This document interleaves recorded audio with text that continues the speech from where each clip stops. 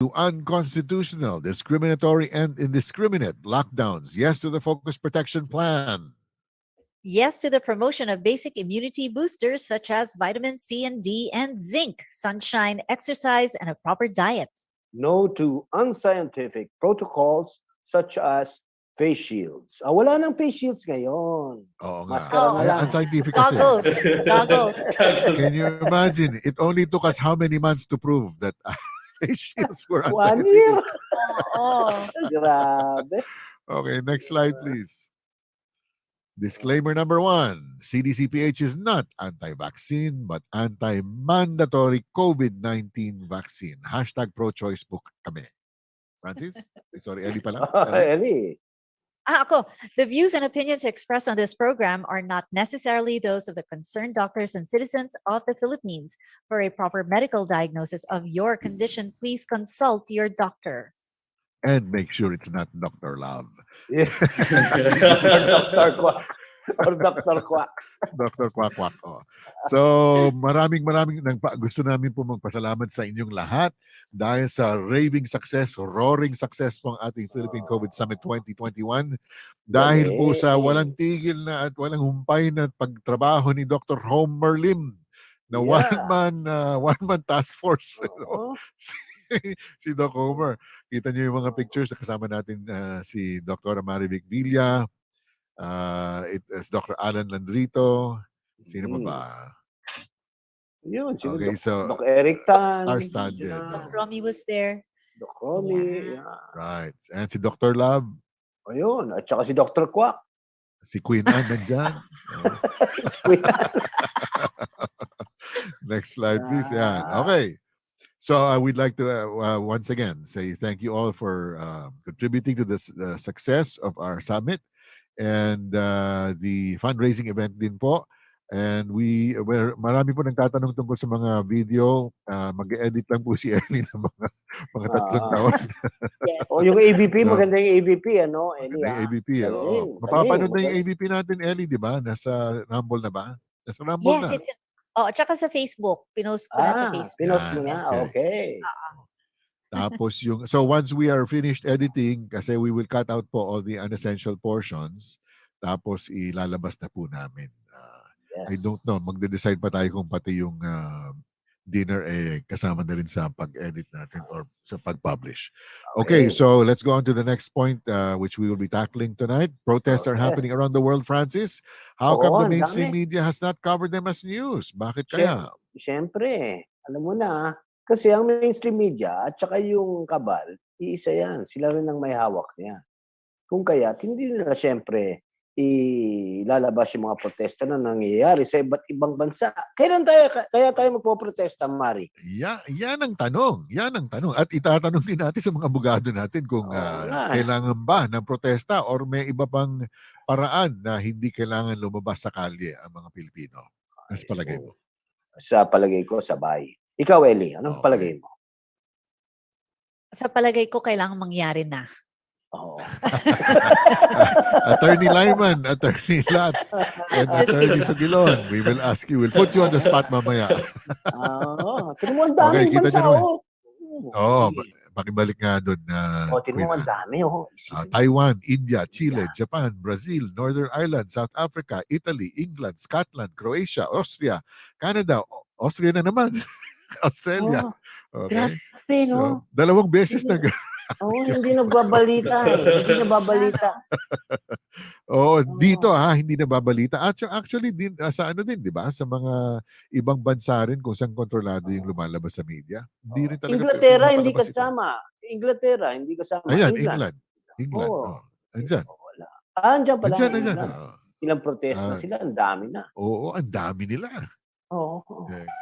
So, kaka-lift lang ng mga lockdown sila mga 2 months ago yata. After, parang ganito rin sa Pilipinas din sila na matagal na naka-lockdown.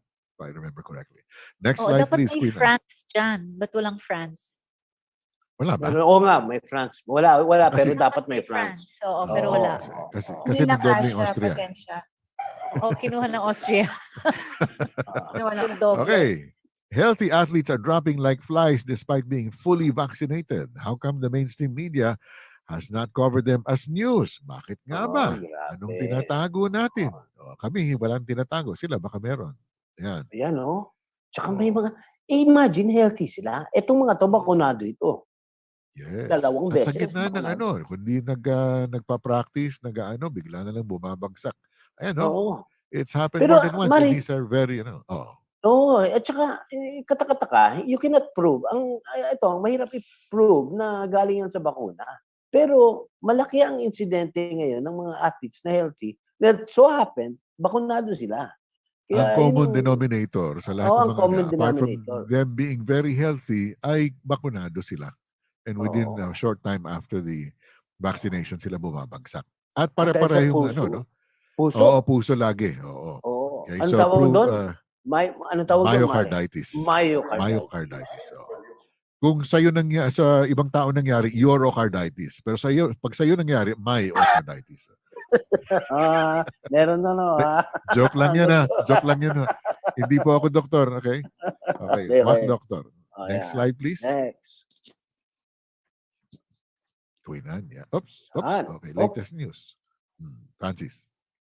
They expect the world to believe a deadly variant, Omicron, also known as B11529. May mga dot yan that was apparently first identified back in July 2021 is so contagious and worrying. The numbers tell a different story. Less than 6% of Africans are vaccinated, and throughout the entire pandemic, cases and death numbers have remained some of the lowest in the world. Diba? Ellie? Kaya mo bang i-explain ito? Explain mo yan. What? Explain mo yan. Yan? Explain mo yan. Explain ko dyan. Wait, hinahanap ko pa yung live link ng Alam mo, ang YouTube natin. Africa, ang baba ng kanilang cases sa ng kanilang deaths Si per Anyon. million. Yan. Yan. Nasa baba po ng graph, nasa ilalim na ilalim ng Africa. Kawawang Ellie. You I'm doing admin work here. Kung Kuya napapansin Mari. po ninyo, wala pong mga doktor natin so far, kasi nagpapahinga lahat dahil napagod na gusto sa summit natin. Okay. Pero anyways, i-gloss over lang natin na Africa. Pero ito yatang virus na ito na yung bago ay galing sa South Africa. Pero I think South African cases are also low. At saka alam mo, kaduda-duda talaga itong Omicron. Parating may variant Ang hindi ko lang nababalitaan yung si COVID variant. Yung basketball na variant, basketballista na variant. Kaya lang, God rest his soul, si COVID variant. Okay, next slide please. Ellie? Ellie na naman tayo. Si Dr. Evil. They're not coming for the booster. Ayan, so start na naman tayo sa parang cash register yung pangalan. Omicron. Explain mo itong meme na ito. Explain mo ito. Ano? Ellie. Bakit? Explain mo. Kasi nga, hindi sila For every nagpapabooster. variante. Oo, tama. So parang social media calendar lang yan. So every 6 months, meron silang nakaplano na variante para merong matching bakuna. So para continuous flow of income. Di ba ganun lang yun? Kaya nga kapangalan ng cash register kasi kaching. Puro pasok yung pera, di ba? Exactly. Okay. Yan. Wow, yung mga abogado natin. So anong gagawin natin? Ano ang mga karapatan natin? May sumulat sa akin, Ellie and Francis, sabi niya, "Hi Kuya Mari, eager nga po for tonight." Sabi niya, "So stressed with this. We all 5 got COVID. Hubby did not make it. Now ito naman for my eldest son. Magkano lang sahod per month as teller? 23,000. Ito kasi sa kanan ng slide natin. Makita natin yung isang memo na galing sa kanyang bangko, sa bangko kung saan nagtatrabaho yung anak. And as per the I-80 resolution, sabi ng bangko, the bank is issuing the following guidelines on regular testing for unvaccinated individuals effective December 1. Kaya natin minamadali gawin itakid itong topic na ito dahil nga dito sa December 1 na deadline. No, actually, not deadline, pero ang pag-umpisa, paging effective nitong IATF resolution na to. Mhm. Number one, sa memo nakalagay submission of a signed waiver of understanding. Number two, Mhm. submission of a negative RT-PCR result. And subsection A, RT-PCR test should be done 72 hours or 3 days before on-site schedule. Bago ka makapasok sa trabaho, kailangan may RT-PCR test ka that was done 3 days before. No? And then B, frequency of testing should be once every 2 weeks or Grabe. 14 days. No? Tapos Ah. finally, yung number 3, submission of sufficient and valid proof of ineligibility for employees ineligible for vaccination. So, Okay. pwede natin pag-usapan yan later with the lawyers. So ayun, pag-usapan nga natin yan. Kasi may mga tanong na ako, antemano, Mari. Halimbawa, Huwag muna. Wag muna, mamaya na. I-hold ko lang. Ituloy. Sige. Balikan natin yung Sige. sulat ni yung Oo. ng kapatid na kaibigan natin. Sabi niya ang sahod ng teller 23,000. Tapos additional gastos pa itong RT-PCR. Siya RT-PCR magbabayad. pa, no? Oo, sa kanyang bulsa magagaling.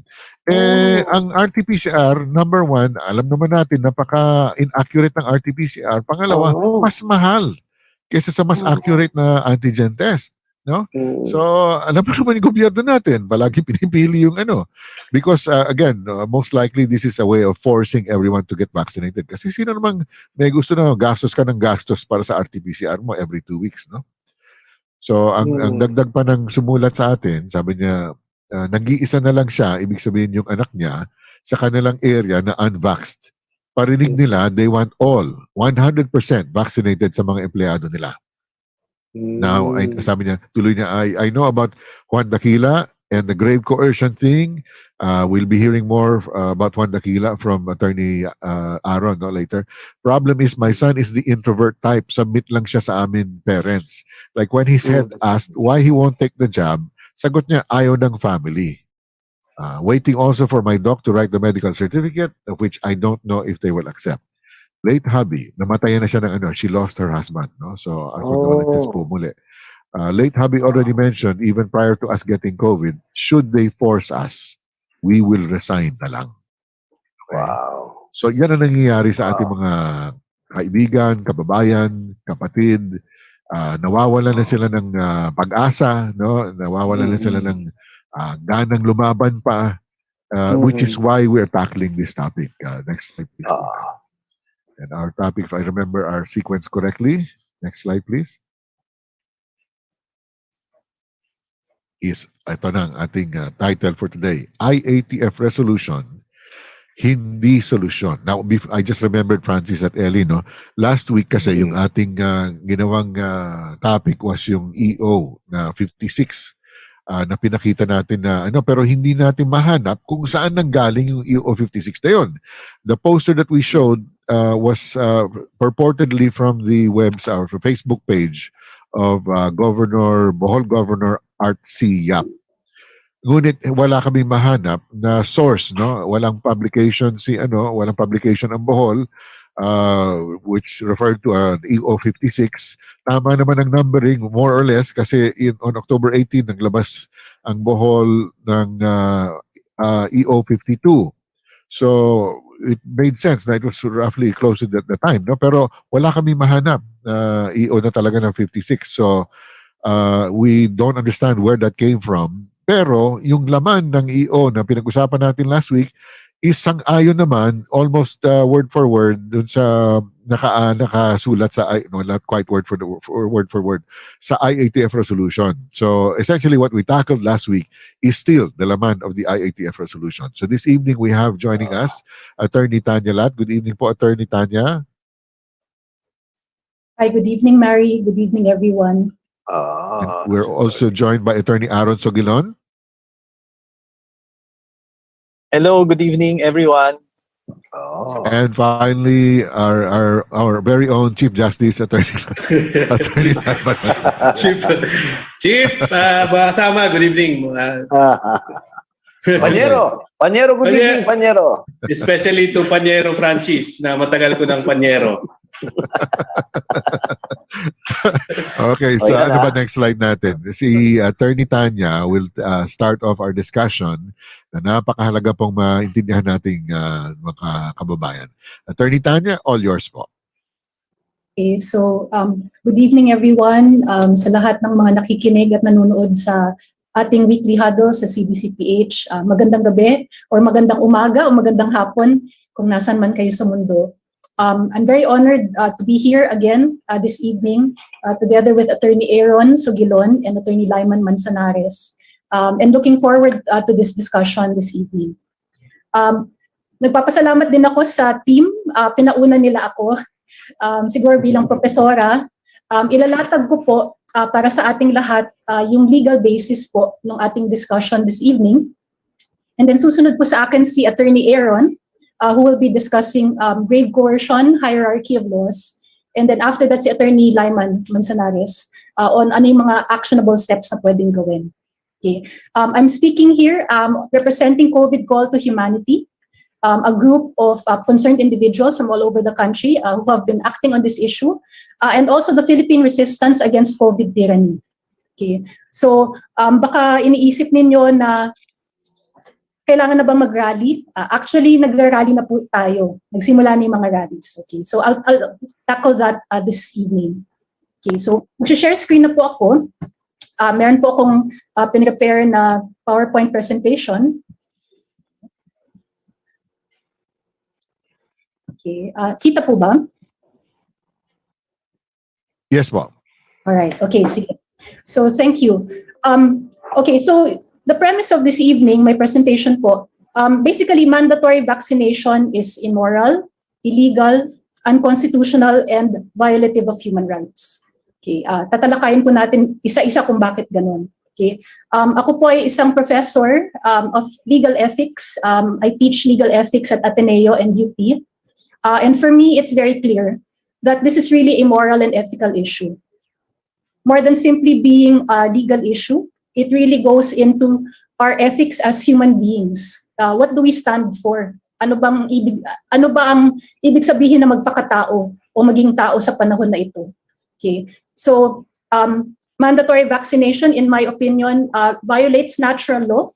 It violates human rights, in addition to being unconstitutional and violative of our existing laws.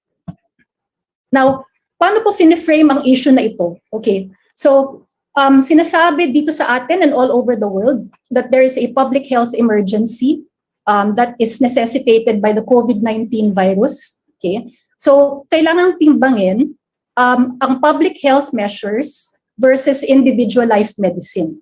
I got this characterization from Dr. John Campbell. Maybe you're familiar with his videos. Okay? I thought this was a very helpful way of looking at it. Okay? Sino dapat ang magsabi kung ano ang dapat panggamot sa COVID-19 or anong public health measures ang dapat gamitin ng bawat tao? So, public health measure ba na one size fits all na itinatakda ng gobyerno? Or do we allow individualized medicine? We allow the doctors to treat their patients on an individual basis. That's one way of framing the issue. Another way of framing the issue, and this is more legal and human rights, is the police power of the state, okay, to protect public health. Okay, in the case of emergency, ano dapat ang manaig? Power of the government or individual human rights? So the state versus the individual. Okay. So, parang pinalalabas ng gobyerno natin, it's public health and police power ang dapat manaig during this time of COVID-19. Okay. So, I'd just like to show you that there have been people who have already been pushing back. Okay. So, the COVID Call to Humanity, which is leading the Philippine Resistance Against COVID Tyranny, nagdalawang mass action na po. Okay. Medyo maliit, pero got some media coverage na biased. There was one last week, and then there was one again yesterday sa Quezon Memorial Circle. Binabangga natin yung concept of freedom parks, and sinasabi ng Quezon Memorial Circle, ay hindi namin alam na freedom park kami. Nagmamaang-maangan sila. But we know that freedom parks don't require permits. Okay, so sinubukang i-assert itong right na to. So, what are some of the things that we're asserting, di ba?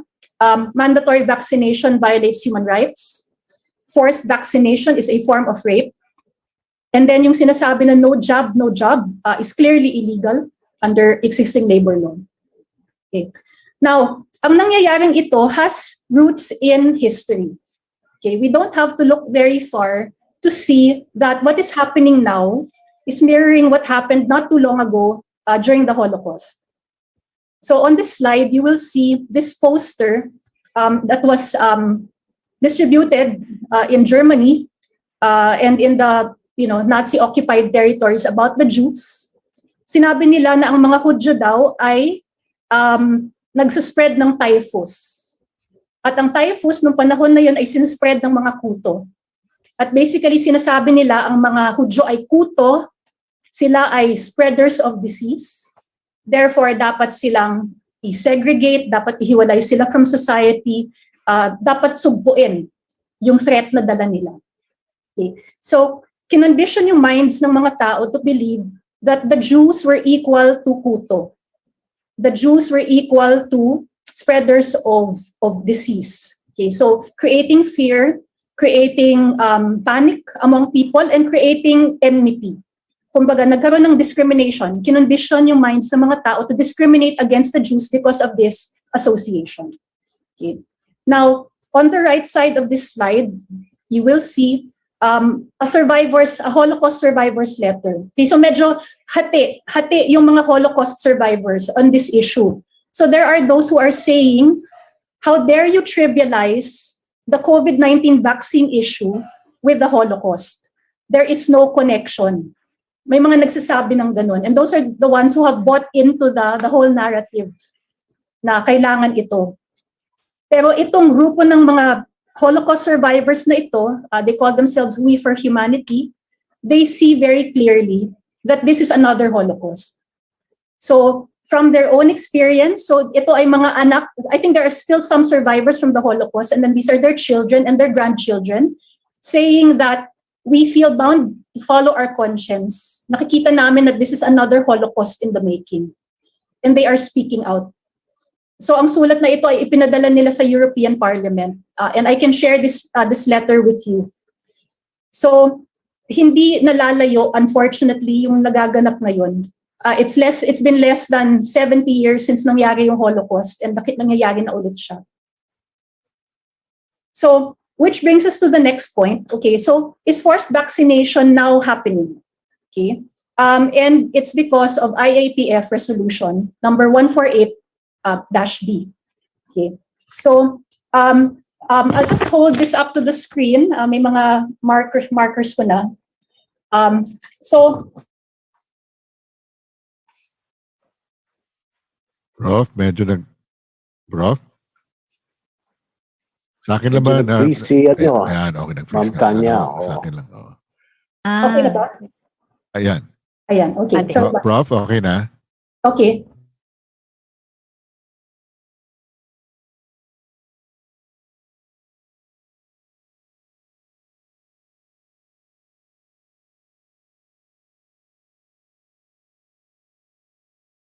Thursday.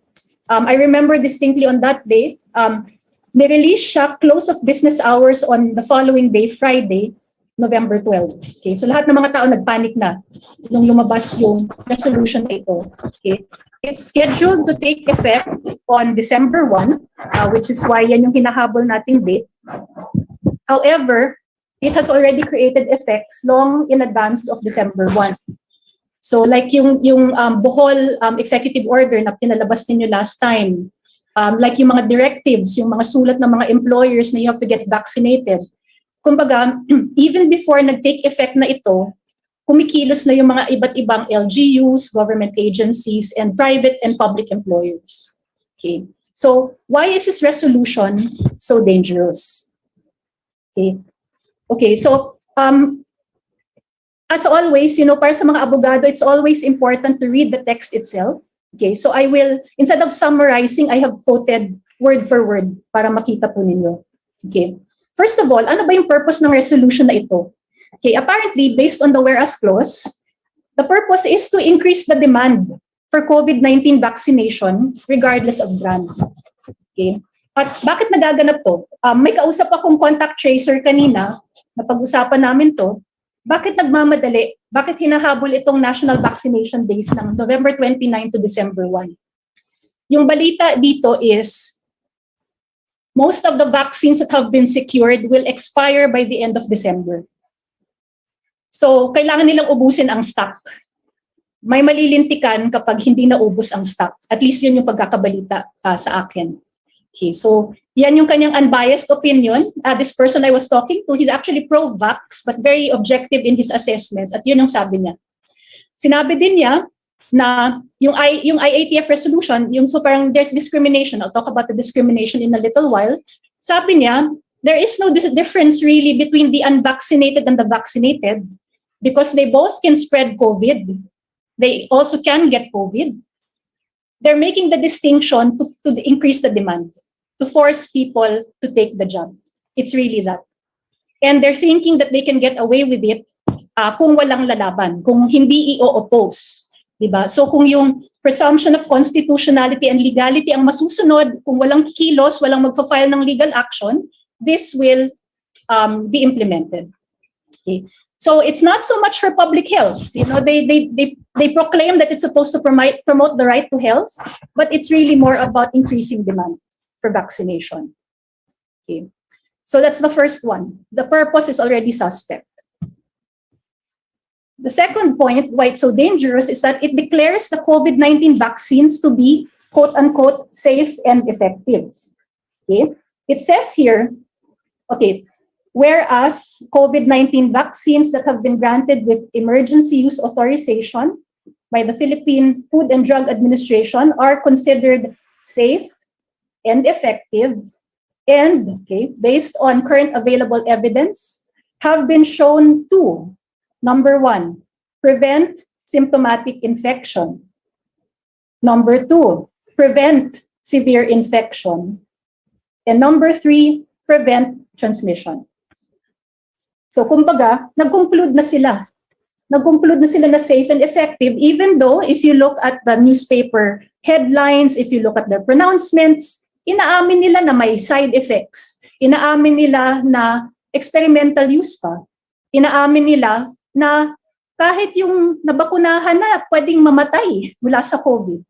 Diba? So dito, you know, parang ginagaslight tayo by saying it's safe and effective. Okay. Now, these next few slides will show you kung ano yung sinasabi niya sa publiko. Okay? So it compels employers, okay, whether public or private sector, to require those who will work on site to be fully vaccinated. Okay? So this includes workers in the public transport sector. Kailangan fully vaccinated, otherwise hindi pwedeng mamasada, and including yung mga sasakay.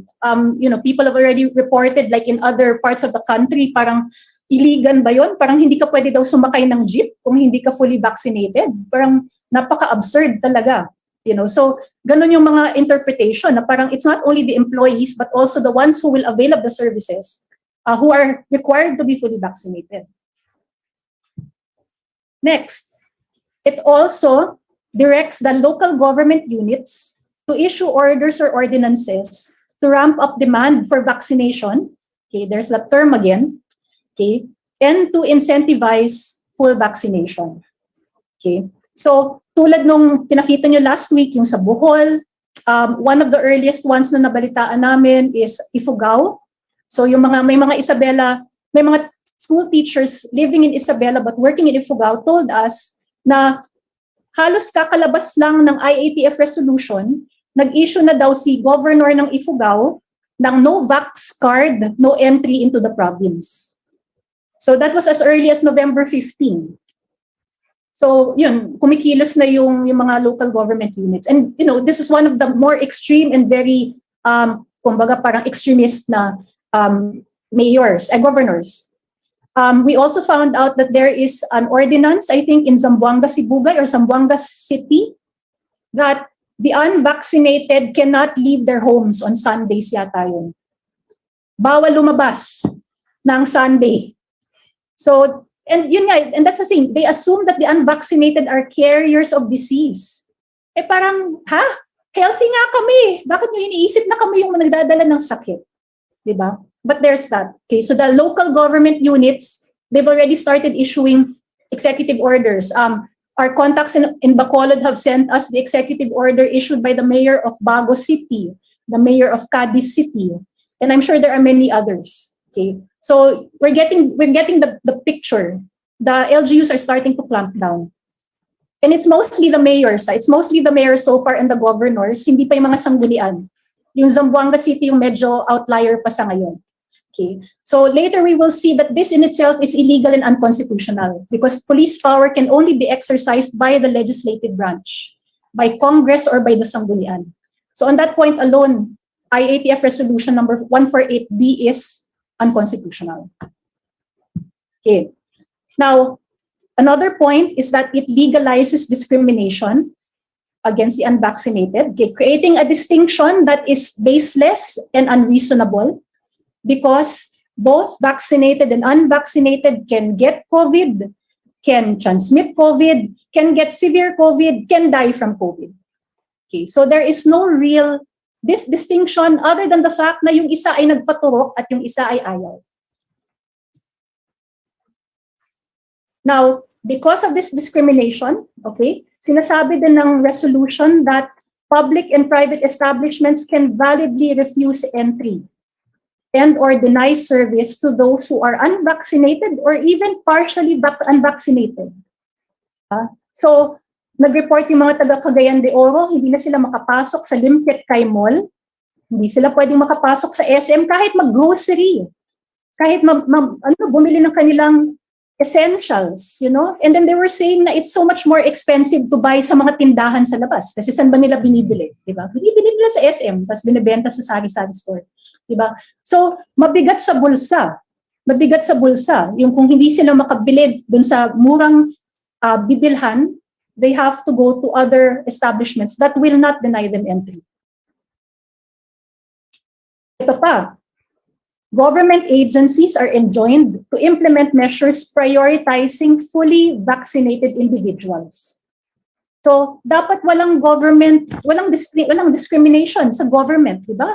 This is public service. Why are they being made to prioritize the vaccinated? Okay, it's to pressure those who are unvaccinated na bumigay na rin, di ba? Out of convenience. Okay, so there is this discrimination. The only time though that they cannot discriminate is pagdating sa frontline and emergency services.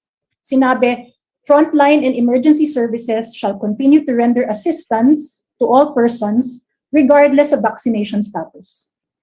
But that's the only time, kung emergency or frontline. In all other instances, the government agencies are strongly pressured and encouraged to prioritize fully vaccinated individuals.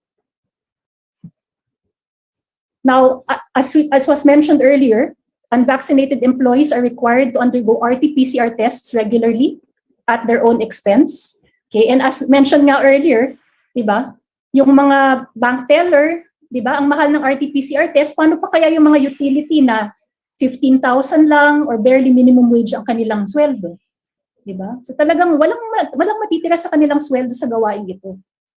Okay. Now, this is very dangerous, okay?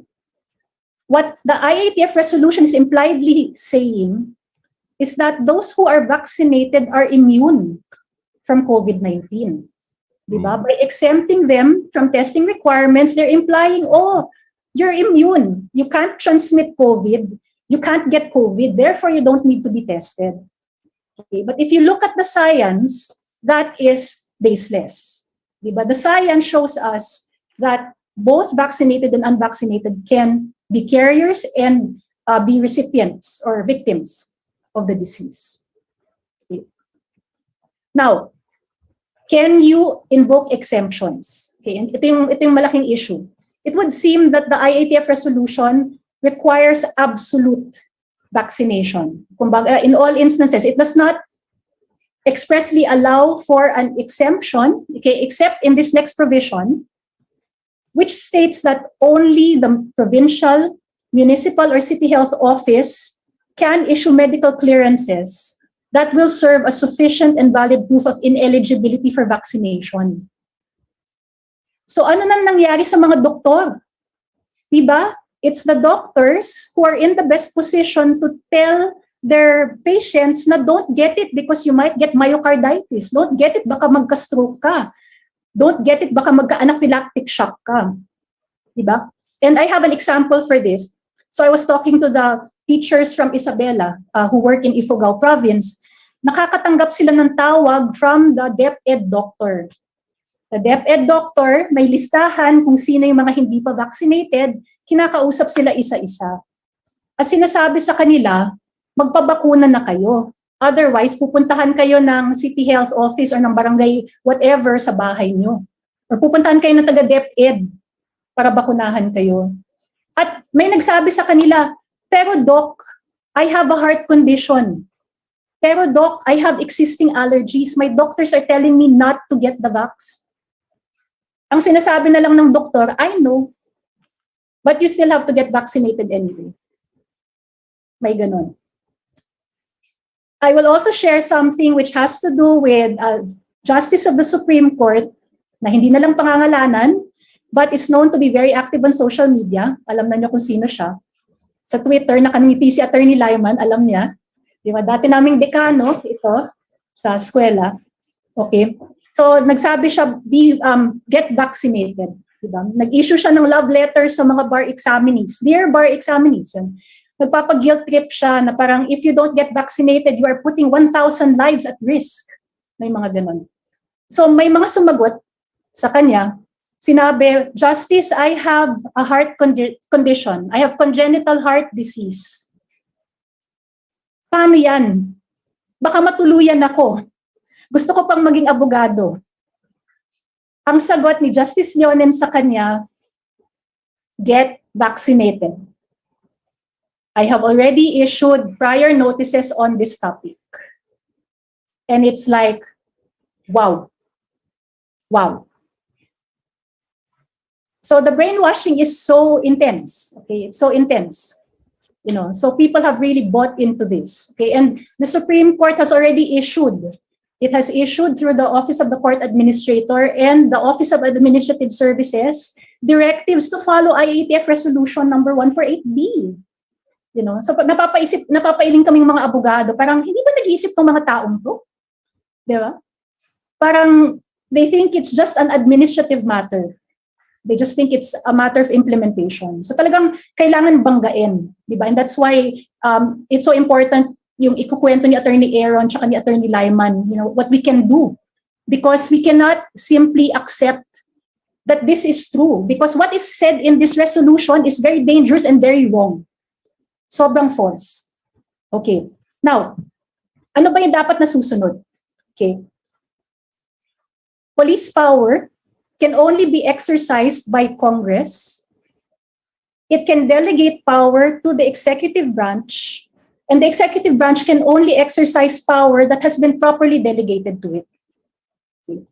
Now, Republic Act number 11525, which implements the COVID vaccination program, recognizes, okay, that the vaccines are experimental. Okay, it says it explicitly in Section 2C. The vaccines are experimental. Okay, very clear. It also said in Section 12 that the vaccine card shall not be considered as an additional mandatory requirement. Okay, and we interpret this to mean now, if the vaccine cards are not required, then necessarily vaccination shall not be required. Kung baga, nagkaka-vaccine card ka lang after you've been vaccinated. Diba? So if the vaccine cards, which are proof of vaccination, shall not be required, then it follows that vaccination itself is not mandatory. Yan yung interpretation namin ni Attorney Aaron at ni Attorney Lyman. Okay. The same section goes on to say that individuals vaccinated against COVID-19 shall not be considered immune, okay, unless otherwise declared by the DOH, okay, based on reliable scientific evidence and consensus. Okay. Now, the DOH is not the IATF. The IATF is an interagency task force, and the DOH is one member of the IATF. Okay. Hindi ko na lang sinama dito sa presentation ko, but if you look at the powers of the IATF, they have no power to issue the resolution that they have issued. They only have the power to implement the COVID program. But they do not have the power to mandate vaccination. Now, I say this with a caveat because may mga nakakasa ng bills in Congress, in the House and in the Senate. And what happened in New Zealand is a cautionary tale. New Zealand was able to, so the advocates in New Zealand were able to get a court injunction stopping the executive branch's vaccine mandate.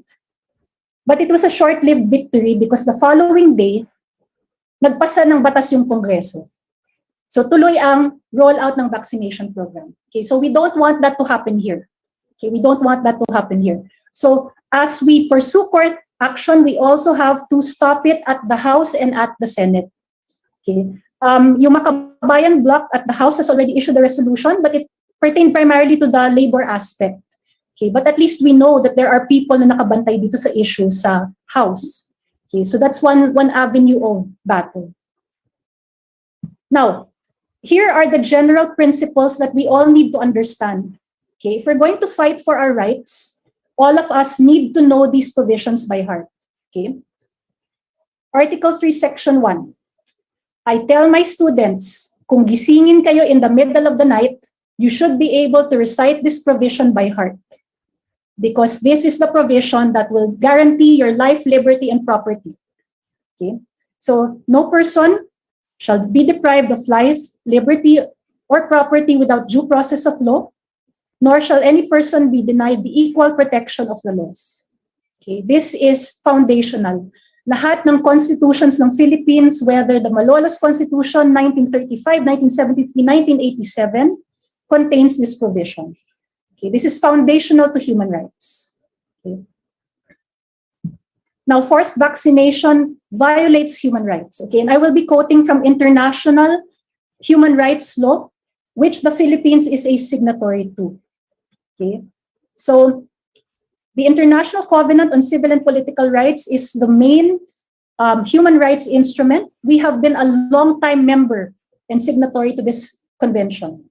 Okay, so it says every human being has the inherent right to life. This right shall be protected by law. No one shall be arbitrarily deprived of his life. Okay, so lahat tayo gusto nating mabuhay, ayaw nating mamatay dahil sa side effects ng vaccine. Goes without saying. Article 7 of the same covenant says, no one shall be subjected to torture or to cruel, inhuman, or degrading treatment or punishment. Okay. And in particular, and this is in response to what happened during the Holocaust, no one shall be subjected without his free consent to medical or scientific experimentation.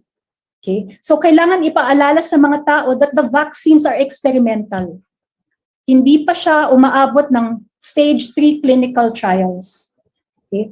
And the danger in the Philippines is that our FDA perhaps does not have the capacity to do its own vetting of the scientific results. Baka ipaparot lang niya yung vetting ng FDA sa ibang bansa or yung CDC sa ibang bansa. Okay, so kailangan bantayan yan. Okay, but we should not lose sight of the fact that these are trials. These are experiments. The vaccines only have EUA, Emergency Use Authorization. Now also, everyone shall have the right to freedom of thought, conscience, and religion. Okay. I received a letter from one of the bar examinees who is Muslim, and he wrote to Justice, I will not name him, sumulat siya kay Justice saying that under Islam, the rules of Islam, we have to protect the integrity of our body. I have to decline vaccination because of my religion. You know, and I don't know if Justice is still a practicing Muslim. He was Muslim at some point. I don't know kung maantig ang kanyang puso dahil doon. Okay? But there's the concept of conscientious objectors. We saw that in the reproductive health bill. Okay? And we see this again now. You know, we can invoke freedom of conscience. If you think that this is immoral and you don't want to impose it on your family or your students or your community, diba, you should have the right to object. Okay? In relation to that, no one shall be subject to coercion, which would impair his freedom to have or to adopt a religion or belief of his choice, okay, including a belief that my religion prohibits me from doing something that will hurt my bodily integrity, or this is against the laws of my religion, the natural law. And the last point, okay, before I go to this, okay, these previous human rights, no, the right to life, the right to be protected against medical or scientific experimentation, and freedom of thought, conscience, and religion, okay, cannot be relaxed even during times of public emergency. Okay, I will repeat that. These rights cannot be relaxed even during times of public emergency. That is provided for under Article 4 of the ICCPR. Kasi sasabihin nila, oh, it's a public emergency, we can sacrifice certain human rights. These human rights that I have mentioned cannot be derogated from. Yun yung technical term. Okay? So kahit public emergency, these rights still have to be protected. We are very strong on that. Okay. Now, one right that can be derogated from is discrimination. Okay. But the ICCPR still says that we are equal before the law, and we should be entitled to equal protection without discrimination. Okay. So for the lawyers, they know this very well in constitutional law. Yung reasonable exercise of police power, if you discriminate between two classes of people, you have to have a reasonable basis. So there has to be a rationale for the discrimination. Why do you give preferential treatment to one class instead of the other? Okay. But in this particular case, there is no substantial distinction between the vaccinated and the unvaccinated. Okay. Plus, this false distinction ignores also natural immunity. It ignores the fact that those who have survived COVID-19 have natural immunity and therefore don't need to be vaccinated. So the distinction is premised on a falsehood, and it ignores a valid distinction, which is those who have natural immunity from surviving the infection. Okay. So where do we go? Okay. So if you think you are fighting alone, okay, think again. Pinakita kanina at the start of this huddle yung different rallies all over the world. And sana we realize that we are part of this whole resistance. Okay, hindi tayo isolated sa Pilipinas. Marami ang bumabangga sa vaccine mandates. There was a worldwide demonstration for freedom noong November 20. Okay, and I think the pictures which were shown earlier were from that worldwide demonstration. Okay, so people are saying we are not guinea pigs of the big pharma companies, diba? And you have people asserting their rights, diba, to their health, to their freedom. You have all these countries, Greece, Brazil, Milan, Turkey, South Africa. Hinahanap ninyo yung England kanina. There's England over here. Okay, so countries all over the world are rising up. Okay, ito naka-spotlight, London, England. Okay, COVID-19, 84. George Orwell's novel, 1984. Ayun. Okay, massive rallies in Perth, Australia, and other parts of Australia. In Austria, alam natin na sobrang repressive na, di ba? Yung nilockdown yung mga tao doon, but people are coming out into the streets, fighting back. There's Thailand, may nag-aapoy pa dyan. Okay, the US, New Zealand, nakakatuwang panuorin to, they did the haka. You know, sobrang inspiring to see them do the haka, you know. And locally, we have started. Okay, so this was the rally last week. Forced vaccination is a form of rape. We converged at the Quezon Memorial Circle. Okay, may mga naka-fatigue. You can see, hinaharas tayo, hinihinga ng permit kahit na Freedom Park, QMC, diba? We have religious groups, people asserting, diba, peaceful demonstration, diba, civil disobedience. An unjust law is no law at all, diba? And so we assert our rights to not follow the law because as far as we understand and know, this is immoral, illegal, unconstitutional, and violative of human rights. Okay. And so in closing, I just like to close with this wonderful photograph. Nung nakita ko to, sobrang natuwa ko. Okay, so you see Pen Medina, diba? I'm sure most of you remember Pen Medina. And beside him is Nicanor Perlas, who is at the forefront of COVID Call to Humanity. And together, we are the Philippine Resistance Against COVID Tyranny. We are very honored to be with CDCPH and Juan Daquila, and we hope that we can consolidate our forces in the days to come. Okay, so in closing, ito po yung aming contact info, and we look forward to, banding together with you. Individually, we may feel that we are isolated, we are alone, but together, we can be unstoppable. Maraming salamat po. That's right. Maraming salamat po, Professor Tanya. And to maybe respond to that very quickly lang, we have Dr. Homer Simpson. Dr. Homer. Hi. Good evening po. Good evening. Akala ko ba nagpapahinga? Oo nga, sabi nila rin sa akin, magpapahinga ako. Tawag pa rin ako. Doktor ka eh. Alam mo naman walang mahinga doktor eh. Oh.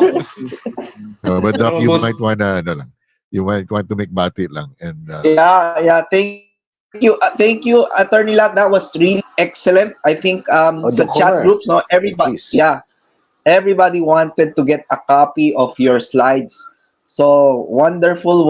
I think just to make a point, I think earlier, the IATF resolution saying that the COVID vaccines are safe and effective. Talagang, that really, kind of made me a bit irritated kasi parang outright lie yung nasa resolution. So how can it could have even been written there na knowing it's a lie? How can they put that in writing? So I think that is parang brazen and outright lying to the public. I think that's something that we really have to igiit natin na, this is a lie, you should know this. The second part is, Attorney, I think maybe Attorney Aaron or Attorney Lyman, but are there really any kumbaga legal procedures wherein we can really kumbaga compel the authorities or the especially the executive to answer our questions, which is number one, where is your data showing that the vaccines are really safe and effective? Number two, it's safe and effective in children. It's safe and effective in in all types of in all groups of individuals. Kasi they make the pronouncement when we say where's your data, but they don't answer. Hindi naman nila napansin tayo. So I think one of the things that we have to look, we compel this group, the executive, answer us in truth and in they cannot just say that kasi we're not being a democracy now. We're like being like North Korea. North Korea, they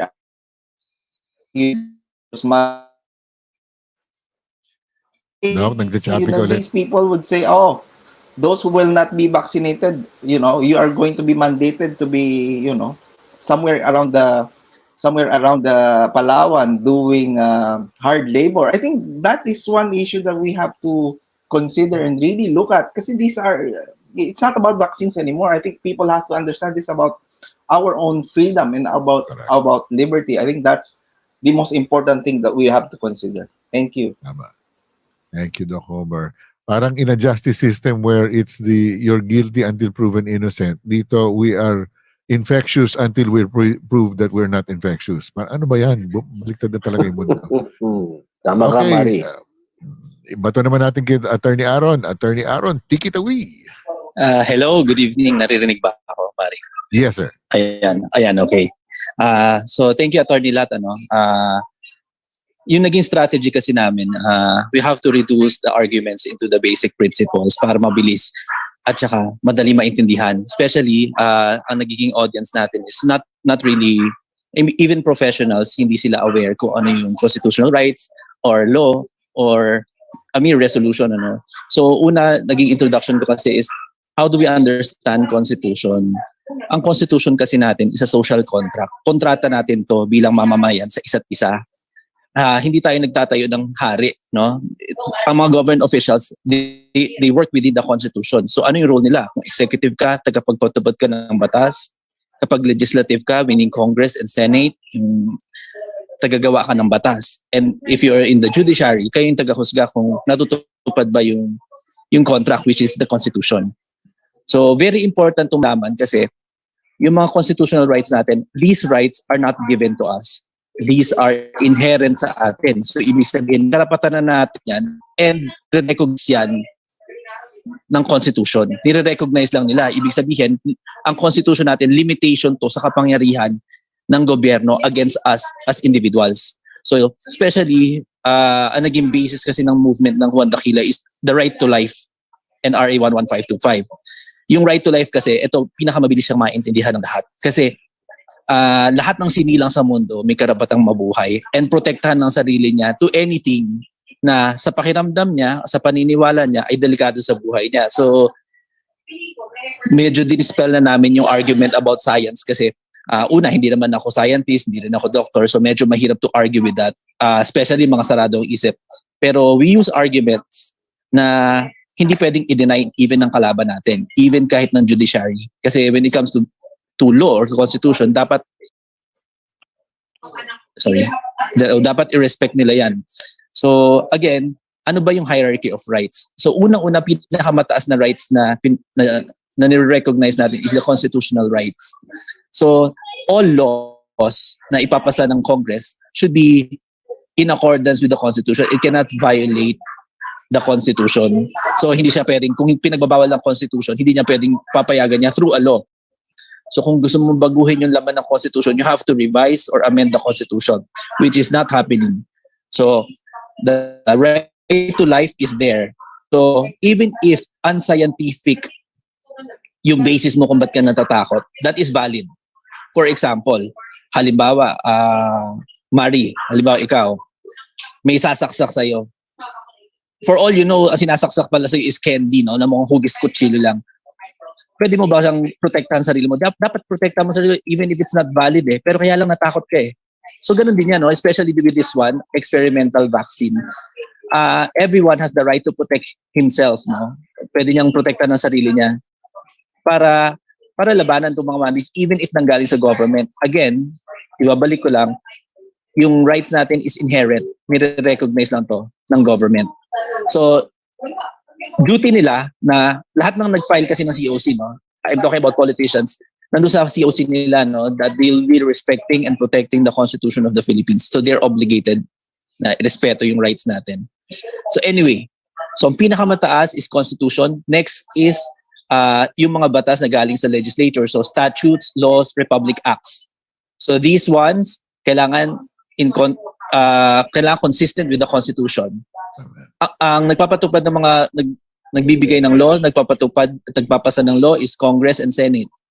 So after that, ang magpapatupad nito, executive body, which is the office of the president down to even the local chief executive, pati mga DOH, IATF, lahat yan, executive bodies yan. So they can only work or they can only exercise power given to them by law or by the Constitution. So meaning, lahat ng resolution ng IATF, DOH has to be consistent with a law. So hindi sila pwedeng go beyond what the law provides or allows them to do. So if the law, which is relevant to this, is the immunization law, RA 11525, does not allow for mandatory vaccination, they cannot go beyond that. No? Hindi sila pwedeng mag-mandatory kasi walang pinanggagalingan yung kapangyarihan nila to mandate that. So, ayan. Naririnig ba ako? Sorry wala kasi ako naririnig eh. Okay. So, Yesterday. Okay, so yan. So, ganun ang naging position na kailangan na maintindihan natin. Kasi mahirap kasi pag hindi natin naiintindihan ng roles ng bawat isa, doon nagsisimula ang panic. For example, magpupronounce na naman si Duterte na gagawin niya mandatory. He does not have the power to do that because under the Constitution, taga-execute ka lang ng existing laws. Taga-respect ka lang kung ano ang binibigay ng Constitution. He does not have that. And if you notice, magsasalita siya, imamandatory, papakulong kaya. But pag maglalabas siya ng proclamation, laging parang hindi niya sinasabi ng mandatory. He never niyang sasabihin mandatory kasi bawal yun sa Constitution. And there is no law allowing him to do that. Next, IATF, they cannot declare it as mandatory kasi wala naman law na nagpro-provide sa kanila na pwede sila mag-declare kasi the IATF, the RA 115 law does not allow for a mandatory vaccination. So, ganito na naging premise namin, no, to make people stand up. Kasi a lack of understanding of how our laws, yung dynamics ng law natin, doon sila nagpapanik eh. So lagi ko nga dinidispel, actually ginagawa ko ng joke time yung mga status ko kasi nga, you do not have to take every word of Duterte seriously, even IATF. Kasi, for example dyan, no, ang right to life natin, very important ang right to life. Pinaka-basic, so medyo madali intindihin nating lahat. For example, sasabog ang bulkang Taal. Ito lagi kong example sabog ang bulkang Taal. Sasabihin nila, para tumigil ang pagsabog ng bulkan, kailangan ihulog kita dyan sa bungangan ng bulkan. Ay, ba't ako? Para mabuhay kayo? Akong mamamatay? Hindi naman pwede yun, di ba? I mean, that is ridiculous. Ganon din yan sa bakuna eh. Paano ko ako mamatay para maligtas kayo? Buhay ko? Ba't di buhay mo? Ikaw nakaisip. So, laging ganon, no? Kaya, very important nun. So, paano ngayon natin, yan, no? Diniscuss ko nga, yung hierarchies of law, constitution, and then statutes, and then yung mga resolution. Resolution, this will come from, or mga proclamation, executive branch, president, mayor, governor. So, sila, kahit magbigay sila ng proclamation, that is illegal. So, lagi mo siya. So, paano natin maprotektahan ang sarili natin? So, kaya tayo, nagkaroon ng movement for grave coercion, filing of the grave coercion. Kasi lagi ito pamimilit eh. So, understanding grave coercion. When there is law, kailangan mo siya may apply in actuality. Ibig sabihin, kailangan magkaroon ng resistance. Individually muna. Kaya may mga nagtatanong, bakit hindi pa mag-file ng isang big case to end all of this? Yun nga, sinabi ni Attorney Lat, we hear from the Supreme Court, people from the Supreme Court, hindi sila ready sa reality na na-realize natin, na nabukas natin, na naintindihan natin, na dangerous itong mga ginagawa nila. Hindi sila ready. And I do not, right from the start, binibring up na sa akin yan, no? Let's file a case to stop it all. Kaya lang sabi ko nga, kung ang court hindi sila ready, baka matalo tayo. And that will be a precedent. Delikado, no? Magiging president yan sa mga next na movement. Laging talo na kasi nagkaroon ng decision ng court. So, anong gagawin? In the meantime, nire-ready natin yung atmosphere kung kailan magiging ready sila. Kasi, syempre, it has to be right bago natin gawin yan. Kailangan empowered yung tao to protect themselves. Dito pumapasok yung grave coercion. So, ano yung naging requirement namin for grave coercion? You have to refuse, first of all. So, kaya tayo may mga refusal letter. Kailangan yung mag-refuse kasi kailangan maglapat yung nangyayari with the law. Kasi, a grave coercion, it doesn't happen na magpa-file ka pero walang resistance na nangyari, walang pamimilit. Kaya, we require it for everyone na mag-resist kayo. Kung nasaan kayo nakasituated, kailangan yung kumilos. Kailangan yung mag-resist. So, use the refusal letter or verbally refuse kayo. After that, pag pinilit kayo, pwede na kayo mag-file ng grave coercion. So, it has always been an evidence-gathering method. Methodology natin is evidence gathering. So, kailangan you refuse through, written ang refusal mo para may evidence ka para sa next move. Kung halimbawa, hindi i-respect yung refusal mo, you can bring it to court and your evidence to file the grave coercion is there already. So, habang di sila nagme-memo, huwag muna mag-panic, no? At kung mag-memo sila, mag-refuse kayo. Kasi pag hindi kayo nag-refuse, sasabihin lang ng mga, let's say, employers sa work, employers, sasabihin nila, voluntary ka pumayag ka And that will be the decision of the court then, no? Sasabihin nila, pumayag kayo Hindi kayo nag-refuse. Kailangan pa rin talaga mag-refuse. Very important ang refusal. And this will make us politically mature then. So nagiging parang sasabi ko nga parang nagiging opportunity to para mag-mature tayo as a country, no? Bilang Pilipino na nandyan yung laws, gamitin natin. And if you know your rights, hindi tayo maloloko. Kaya it has always been information driving ang ginagawa namin, no? Information dissemination. So una, kailangan alam nila. So kaya binibring up namin lagi hierarchies of law. Tapos the Constitution is a social contract na kailangan nila respeto. Pag hindi na nila respeto, we can remove them. Kasi tayo ang mas makapangyarihan to anybody, so ang mamamayan, because sovereignty resides in the people, no? And all government authority emanates from the people. Nasa constitution yan. Okay. Back sa resistance. Kailangan mag-resist para yung law sa facts, sa mga pangyayari. Kasi kung hindi mag-resist, sabihin voluntary. So yan. So this November 29 to December 1, sabi nila mandatory. If you see the proclamation of Duterte, wala siyang sinabing mandatory. Ang sabi niya lang, during this vaccination day, if you choose to be vaccinated, you will not be considered absent for your work. So una, nagpanic na yung mga tao pero they've not read the proclamation yet. So anong gagawin nila? Sabi namin, come December 2, pumasok kayo sa work nyo. Pumasok kayo and bring your refusal letter and bring your grave coercion form. Pag hindi kayo pinatuloy sa trabaho, no, December 2 will be the grave coercion day.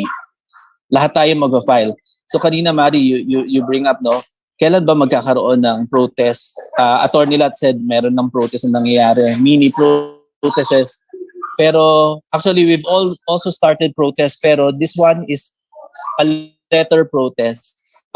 In the liham ni Juan, no? It's an information drive na lahat tayo magsusulat, informing them of the law and the repercussions of their actions. So I think so on the Kakila Facebook page, refusal letters. These refusal letters, parang Attorney, yes, one sorry. second. Ay, naging choppy. Medyo nagka-choppy. Okay. Baka pwede natin i-rehash yung point about, I think if we will have to go back. Okay. Meron po kayong kasama dyan, no? The audio is coming from you. Yung mga nag-uusap.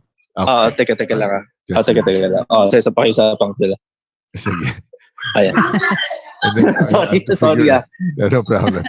We have to figure out kung Teka. saan natin kailangan i-atras. Ellie or Francis, at what point did the choppiness overwhelm the point that attorney was making?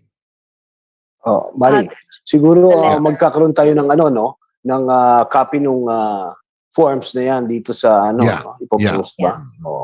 Siguro doon tayo bumalik sa point na yun na I'm trying to remember kung anong yung last na narinig ko na bago naging choppy. December 2, tayo dun sa lahat. The December 2? Yung sa protest. Tama. Walang sinabi si Duterte na mandatory sa kanyang sinabi sa kanyang sinula, sa kanyang in-issue. Dahil nga alam niyang wala sa konstitusyon yon. And then he said, hello, sorry. Ayan, lumipat ako ng room. Okay na ba? Okay. Can we start, attorney, from yung part na sabi mo, November 27 until December 1? Doon po tayo mag-start. Okay. So, yung kanina, you were talking about kung kailan mag-start yung protest, no? We've already started the protest through a different kind of protest. Hindi siya yung rally on the streets. Kasi, ang hirap it is a recognition na ang hirap ng buhay ngayon, no? Tapos matitikitan pa tayo, tapos alam mo, we don't want to expose the people sa mga pang-aabuso ng magiging mga police or ng military or the government. So ang ginawa namin is a letter rally protest. So how does this work, no? So we've been informing everyone, employers, establishments, and government agencies.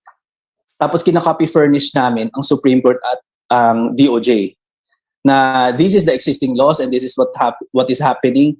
And marami individually nagpa-file sila na nagpapadala sila ng letter. And this is very useful because una, pwede natin sila ma-convince. Pangalawa, these are evidence of their violation of the Constitution and their crimes, no? Kasi laging pero lagi namin siya in preparation for the next move. Kasi pag after that kasi, kung hindi nila i-recognize dyan, we can file the cases against them individually na again. And the strategy was always, kailangan natin putulan ng paa ang mga nagpapatupad ng mga ng scam na to . So everyone who's pushing for the vaccine has to be sued criminally. And kaya siya naging criminal case yung ginawa namin na decision kasi pwede naman tayo mag-file declaratory relief. It's easy, kaya lang nga sabi ka dahil may danger na baka mamaya yung isip ng mga husgado is hindi pa sila ready to accept what we are advocating. So, pero ma-recognize naman nila is yung crime. Kung nangyayari yung crime, no, nagkakaroon ng pamimilit, ng grave coercion. So, dalawang klase naman yan, no? Pinipilit ka or pinipigilan ka. So, kaya yung forms natin is yung for employment, pag pinipigilan ka magtrabaho or pinipilit ka mabakunahan, that is grave coercion. Okay. Kaya rin naging criminal case ang ating naging strategy for this is wala kasing filing fee if you file a criminal complaint. Okay. And meron logistic problem kasi kapag civil case, sino yung lawyer na hahawak? During the time na ni-launch ko yan, iisa pa lang ako na nag-iingay. So, sabi ko, why not avail of the public prosecutors? So, hindi na sila mag-hire ng lawyers. So, mag-hire, ang total sumisweldo naman from the government ang public prosecutors. You avail of the services of the public prosecutors. So, ganun, ano? So, it has always, ganun nga, inano namin, na criminal case dapat yung i-file. Para mas nakakatakot.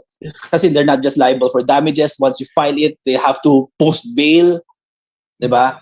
Tapos kanina pala may binanggit. Yes. May binanggit kayo, no, na, yes.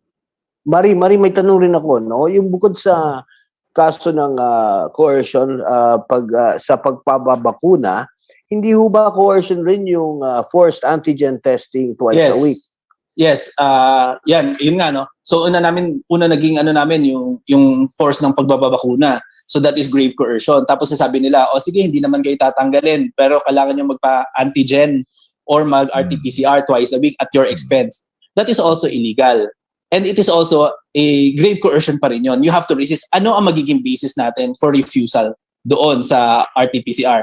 Sa RT-PCR, syempre dangerous yung galawin yun nga, triangle of death to. Sabi sa akin ng doctor dati na very sensitive yung mga nerves yan. So pwede yun na reason. Sa antigen, no? Sa antigen naman, bakit tayo ang gagastos as employees? Correct. Kailangan sila kasi employers do not have the right to dictate kung paano gagastahin ng employee yung sweldo niya. Wala silang karapatan.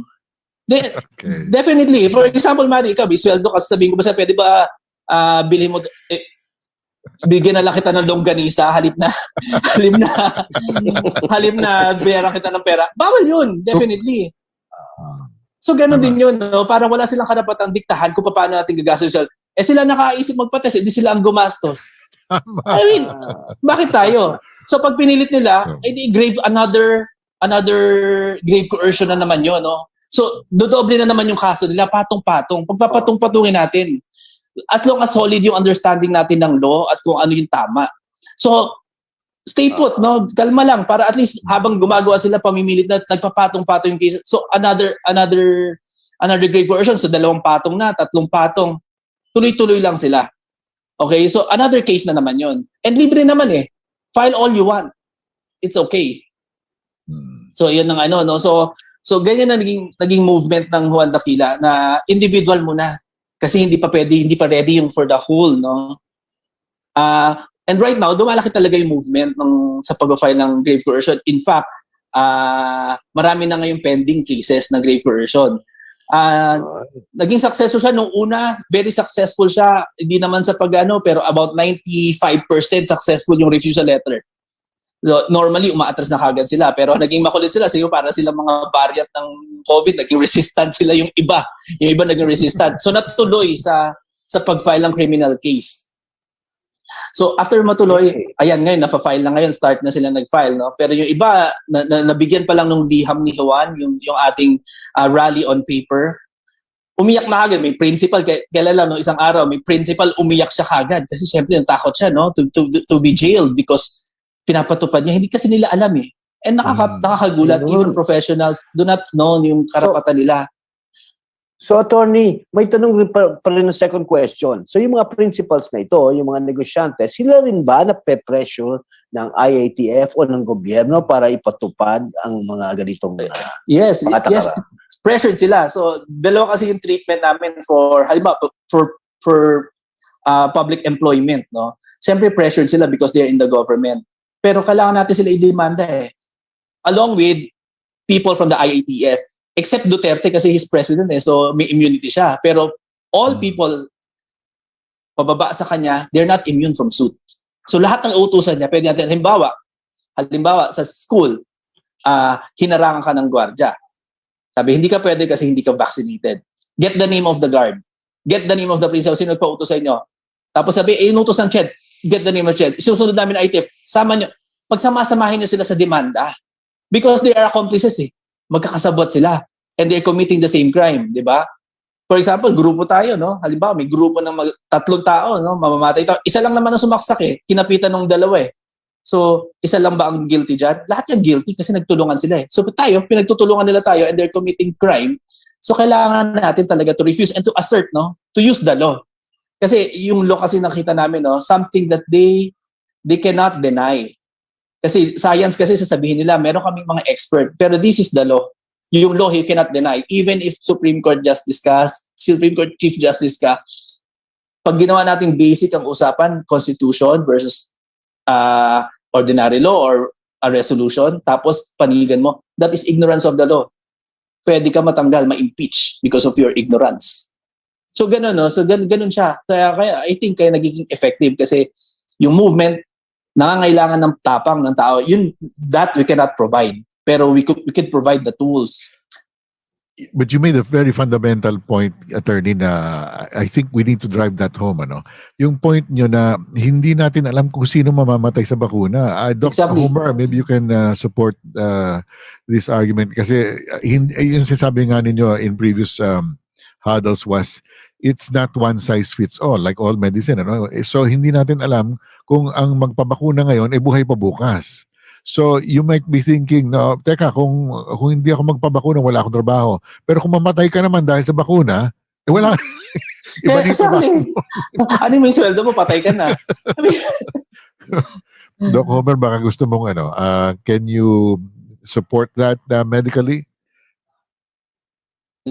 Well, yun nga yung issue kasi with regards to trying to prove that the vaccine is the one causing the injury or death. Kasi pwede kasi lagi sabihin ng mga doctors, no, that nabakunahan pero namatay sa heart attack, na stroke, ay hindi yan dahil sa vaccine kasi meron na siyang pre-existing or meron na talaga siyang sakit daw before.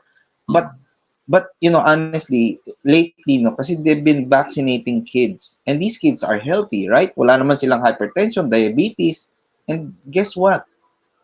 May doctor ako, she had 3 kids in their teens. 3 sabay-sabay namatay after vaccine from myocarditis. Sa Pilipinas po yan, Doc? Sa Pilipinas po yan? Oo.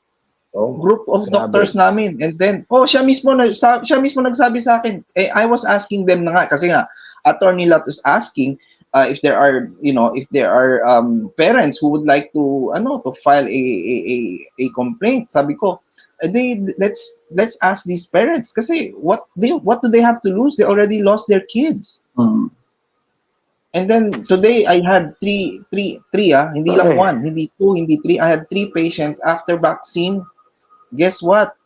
Their cancer came back. So again, doctors can say it's baka nagkataon lang. Pero 3 sunod-sunod in one day, parang hindi yata coincidence na yun. So there's really something going on that it really is problematic to, and we really have to kumbaga push back. I think it's time to push back kasi ang daming masasaktan at ang daming mamamatay pa.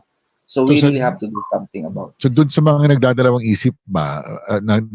isip pa kung magre-refuse ba sila o hindi, ito na yung key point natin. Hindi natin alam po kung after magpabakuna kayo, magaling pa kayo. So that's the problem. You really do take a chance with the bakuna. So if you stand up, then maari rin. Sabi nga ni Attorney Aaron, 90-95% ang umaatras, no, sa mga binibigyan ng refusal letter, no? So the chances are very good na aatras yung employer ninyo. Basta i-present lang ninyo itong mga template na yung mga sulat na hinanda nitong mga abogado natin, no? And if you can show lang Queen Anne yung ating website kung saan nakalagay ito ipakita lang natin kung saan nila mahanap itong mga sulat, no, that our lawyers here have compiled. Yeah. Dito po sa ating website na cdcph.org, it's under the section Learn, tapos click po on Letters and Legal. Now, sa Letters and Legal, scroll up lang po tayo. You can download po the templates. May letter of appeal tayo to business owners. Meron tayong grave coercion forms. Galing po ito kay, if I'm not mistaken, galing ito kay Attorney Aaron, no? Yes. Yung Dakila. Tapos yung refusal letters, I don't remember. Kay Cookie yata ito nang galing, no? Yung refusal. I could be wrong, but anyway. Attorney Aaron lahat. Okay. Attorney Tapos Aaron. yung RA 11525, ito po yung batas po ito, no?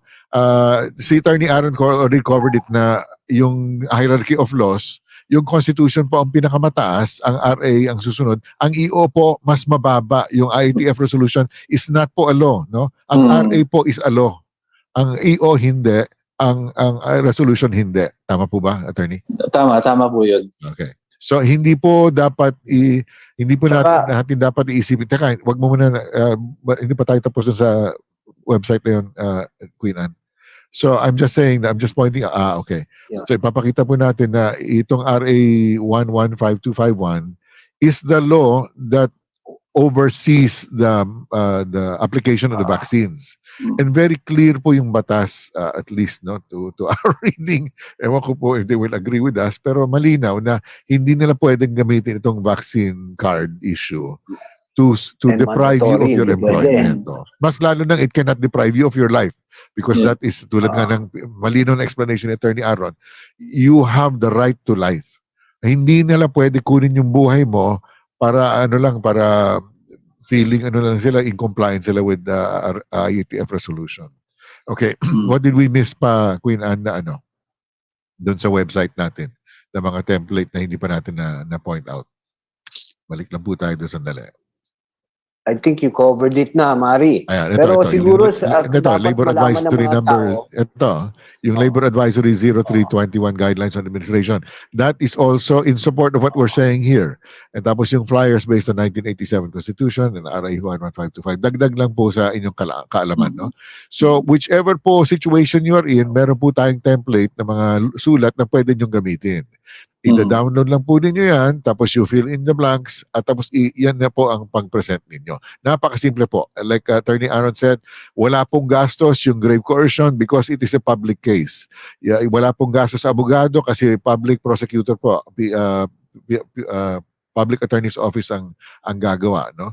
So, Attorney, to the issue ngayon of PAO yan, so obviously under the influence of government pa rin siya. So, what if he flubs the case? Kunyari, tatanggapin niyo yung kaso mo pero ibabasura naman niya, parang he'll do a bad job. Paano po yung Kasi hindi naman natatapos sa isang court yan, so pwede pa i-appeal. So mahaba pa yung proseso na yan, no? In the meantime, you're protecting yourselves, no? Kasi hindi naman kami nag-stop sa grave coercion, no? We are preparing for a bigger case para mas tapos to. And the next na naging move namin kasi is yung tinatawag namin finding NIFIC. Finding NIFIC or RIFIC is just the National after events after inoculation after events following inoculation. Adverse events. Ayun, adverse events following inoculation. So ano yung mga naging masamang epekto nito, no? So nakita natin, no, nung isang araw lang sila nagsabi na merong ganyan, pero for the past few months wala talaga. And ang naging protocol kasi ng DOH dito, if there are 2 or more severe adverse events na nangyari sa patient na common ang area, common ang time, or common ang brand, they are required to stop the rollout and investigate. So kaya yun yung naging... Ang dami na eh. Ang dami nga. Sobrang dami. Kaya lang, ang naging problem nga dyan, maraming kaya lang, from the start, marami na rin kami nahanap. Pero kapag sabi ko, let's prepare the judicial affidavit na para ma-file na natin, nag-aatrasan sila. Yun yung nagiging problem, no? Kasi parang natatakot sila na kami lang ba mag-isa, magsasalita nito. Or guilt feeling. Kasi sila yung nag-push sa family member nila na magpa-vaccine. For example, with a parent, na sabi ni Dr. Homer, no? Paano ngayon siya magre-reklamo? Siya nag-push sa anak niya. Alangan naman yung bata nagpunta doon sa vaccination center para magpabakuna. Malamang siya, kaya hindi siya makakilos ngayon eh. Kasi guilty siya. And lagi na kasi sabi, no, huwag niyo isipin na guilty kayo. Isipin niyo victim din kayo. Naloko kayo eh. I mean, kaya kami gumagawa ng movement for you. Correct. Yes, Attorney, yes po. Isa pa, attorney, how can you have informed consent or consent na magpabakuna kung hindi naman nire-release ng mga vaccine makers yung actually ingredients ng bakuna? Humingi nga ng 55 data, years yung na hindi safety release, data. diba? Oo. Exactly yan nga, no? Safety data. Kaya nga kami, nag-release din kami. Actually, gumawa kami ng pang-asar lang namin sa DOH, yung Vaccination Assurance Contract. Gumawa kami na yan. No? Sabi, papirmahan. Kasi lagi sinasabi, hindi ka man expert, nagmamagaling ka. May expert, doktor na nagsabi, tapos ikaw, ano ka ba naman? O sabi ko, di papirmahan mo sa doktor mo para wala tayong argument. Papirmahan mo sa doktor mo. O, i-assure niya ikaw na kapag may mangyari sa'yo, siya ang bubuhay sa pamilya at babayaran niya lahat ng danyos mo. Wala naman pumirma. Natakot sila pumirma. Speaking of that, kasi yun nga sinasabi mo, no, paano magkaka-inform ng consent kung hindi naman alam yung effects, no? Hindi lang masabi, hindi lang alam yung ingredients. Labas na tayo dyan. Pero yung the fact na hindi mo sabihin na may mga namatay, it cancels, it voids the waiver na pinirmahan ng mga vaccinated.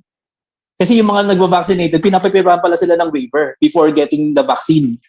Patay. So, it voids that. Void na yon. Kasi hindi mo sinabi yung totoo eh. Hindi mo dinisclose eh. Kasi sabi ko, kahit nagpirma kayo ng waiver, okay lang yan. Pwede pa rin tayo hindi na disclose lahat eh. So, void yan. Void yung contract na yon, yung waiver na yun. Plus, walang consideration ng pinirmahan yon. Kailangan ng consideration sa contract. Ibig sabihin, ano mong binigay sa'yo para isuko mo yung buhay mo? Binayaran ka ba? May natanggap ka ba? Hindi pwede yung vaccine kasi wala ka natanggap eh. So, walang kwenta yung contract na yon. No? Ayun. So, very stupid talaga yung na yon, yung waiver na yon. Walang consideration yun eh. So, void yun. Tanong ni John Ryan, bakit po hindi na headline sa media ang 3 batang namatay after vaccination? Madali lang po sagot siya. Number 1, ang Big Pharma po nagbabayad bumibili ng commercial airtime sa mga media. Pangalawa, gobyerno mismo ipapasara kayo. Well, actually, Kasi yan, I think tama din si attorney sinabi niya, yung regards to the kids wherein namatay sila from myocarditis. Oops, nawala kayo, Doc. Because they Doc Homer? actually consented their kids. Sabi ko, yeah. So I think, tama sabi ni attorney, kasi the kids died because of the vaccines. But then, sino sisisihin nila? Sisisihin nila yung sarili nila kasi they as parents, they consented the kids to be vaccinated. So parang, paano kami magrereklamo eh? Nag-consent kami. So pero tama naman sa amin ni attorney na yun nga, yung there's no full open disclosure of all the adverse events. I think that's the most important. Full and open disclosure. Yeah, and the parents trusted the authorities, Doc. Yes, exactly. Tama, and safe yung bakuna. Hindi pala safe. Exactly. Oh. Yun nga. Kaya this time, kailangan natin maging sympathetic sa isa't isa.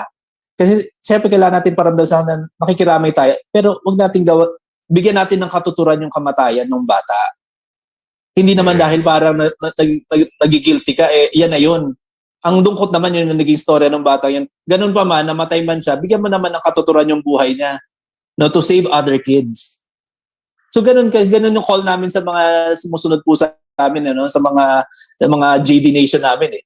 Mga tinatawag sila Mars at saka mga Tolits eh.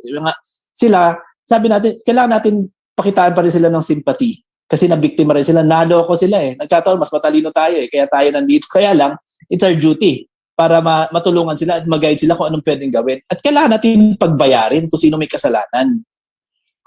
Well, eto, attorney, sabi ni Attorney Fidel, paiyak-iyak pa si Salbanya ang sabi pa bakunan na kayo. So, hindi sa kanya, sa kanya na ang bakuna natin. Iturok niya rin sa sarili niya. Gusto niya, iturok niya pati yung RA111 sa ulo niya para matutunan niya. Diyos ko naman. Huwag na siya umiyak. Hindi naman siya kikita sa pag-iyak niya. Artista lang umiyak lang. Attorney Lyman, if you bear with us po, we'll just take some questions really quickly. Let's start with Coach Cookie. Go ahead. Thank you. Coach Cookie, go ahead, please. Attorney Aaron, hi everybody. Good evening. Thank you, Mary. I want to really raise this thing as a question then to our lawyers. Kasi the most important factor na sabi nila as of this time, di ba, gusto sila ng expert. And then they would always say safe and effective yung vaccines. However, I do not know if Doc Homer already saw this publication, but there actually has been a paper na recently published in the one of the journals of the American Heart Association called Circulation. So, Mary, is it okay if I can share my screen? Ellie? So I can just show this real quick to you guys. Because this is really a very important publication Sige. that has come forth. On screen And na siya. bago lang to. Okay. So this is just recently. This is just this month, and the American Heart Association actually published itong abstract na to of the paper. mRNA COVID vaccines dramatically increase endothelial inflammatory markers and ACS risk as measured by the pulse cardiac test. And they said it's a warning.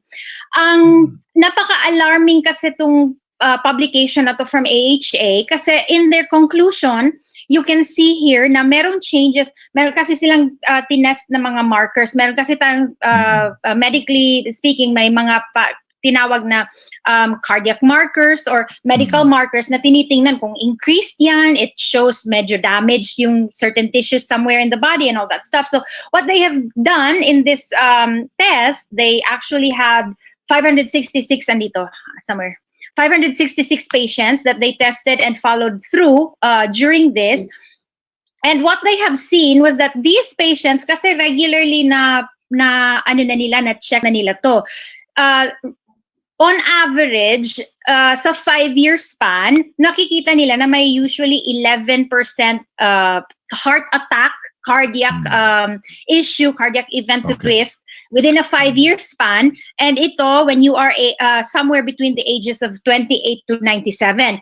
Kaso, what they did with this is that they also followed up with these patients after they had their mRNA vaccines, Moderna and Pfizer specifically, no? But after they had their vaccines, especially after the second shot, nag-jump to like 25% yung heart attack na risk.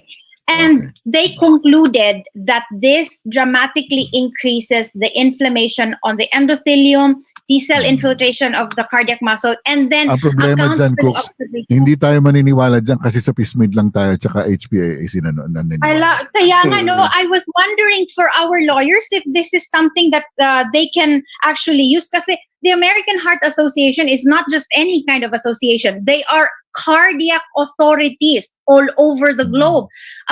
In fact, our basic life support, our advanced cardiac life support, every doctor, every medical profession would have to be at par with the standard established by the American Heart Association. Attorney Lyman. Attorney Lyman, at what point do the facts come in? Attorney Lyman? Ako, I'll answer na lang. Sige, Attorney Aaron. Sige. Okay. Go ahead, please. Kasi yung mga evidence na yan, you have to get the testimony of the author, of the expert. Hindi mo siya pwede i-present. When you go to court, hindi mo siya pwede i-present as that, as the website or as the publication.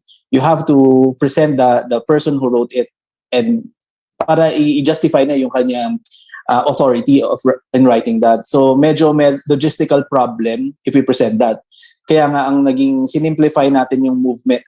Well, in our experience in Juan Dakila, we simplified the movement para at least yung evidence, kasi evidence gathering tayo kasi lagi natin ina-assume na aabot to sa court, magiging justiciable issue to. So kailangan yung evidence hawak natin on hand. Hindi siya pwedeng hearsay, kailangan available siya pag nag-file na tayo. Kaya yeah, when it comes to dun sa study na pinakita mo, kailanganin natin i-present pa yung expert, no, from that association. But can people though use this now? Can people use this as the very main reason for them to not want to get vaccinated? Because it's a published it's a warning, it's a public warning. Pwede i-attach siguro sa refusal letter. Pwede. Valid naman yun eh. It's a valid reason kasi walang invalid reason if you're fearing for your life. Walang invalid reason. Kahit na sabihin mo, takot ka daw, may dugo ng aswang yung vaccine eh. Pwede yun. Kasi, yun ang paniwala You mo have the right to believe. Oo, tama. Oo, yun ang paniwala mo eh. I-explain ni attorney yan kanina. Oo. So hindi mo kailangan ng, I mean, you don't even need the authority or science to back up your fear. Basta natakot ka eh.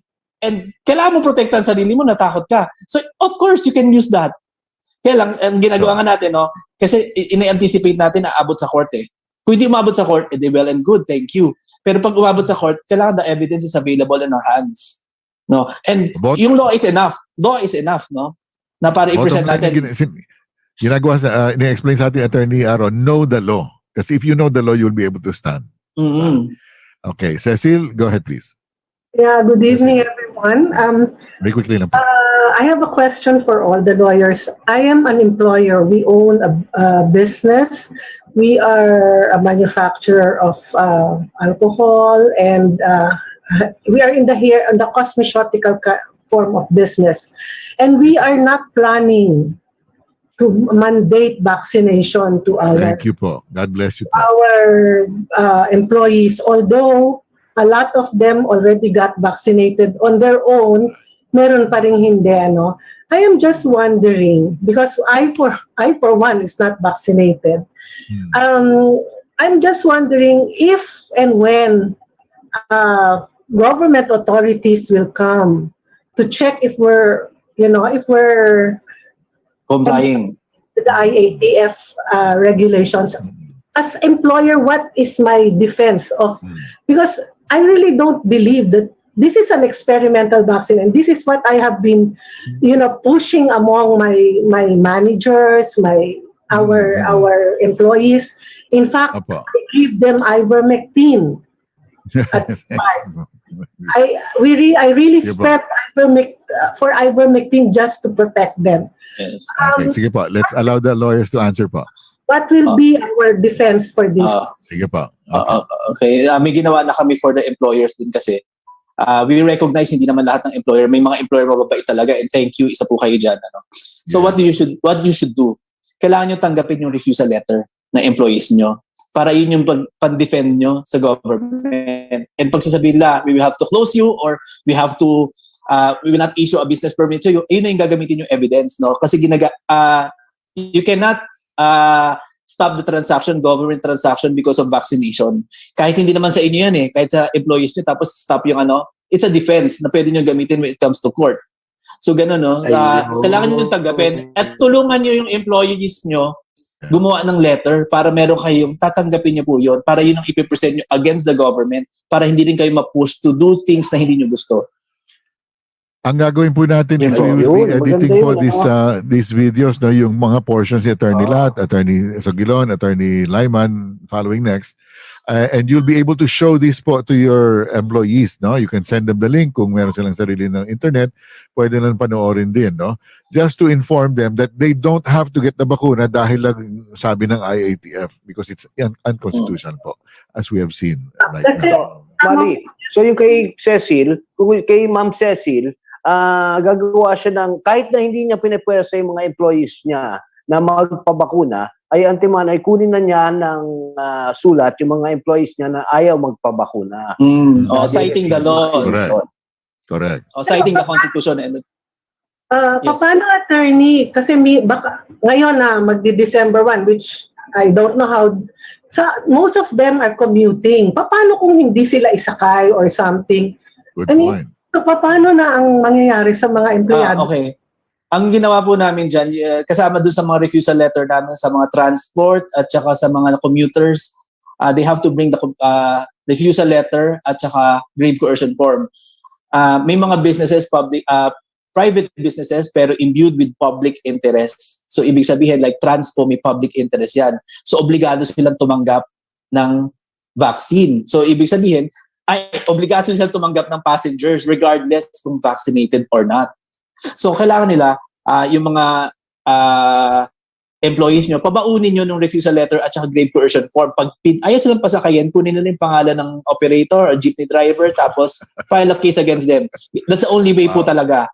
No? Kailangan maging proactive tayo individually para magbago itong bansa na to. We cannot rely on a hero, no? Single figure to do all things for us.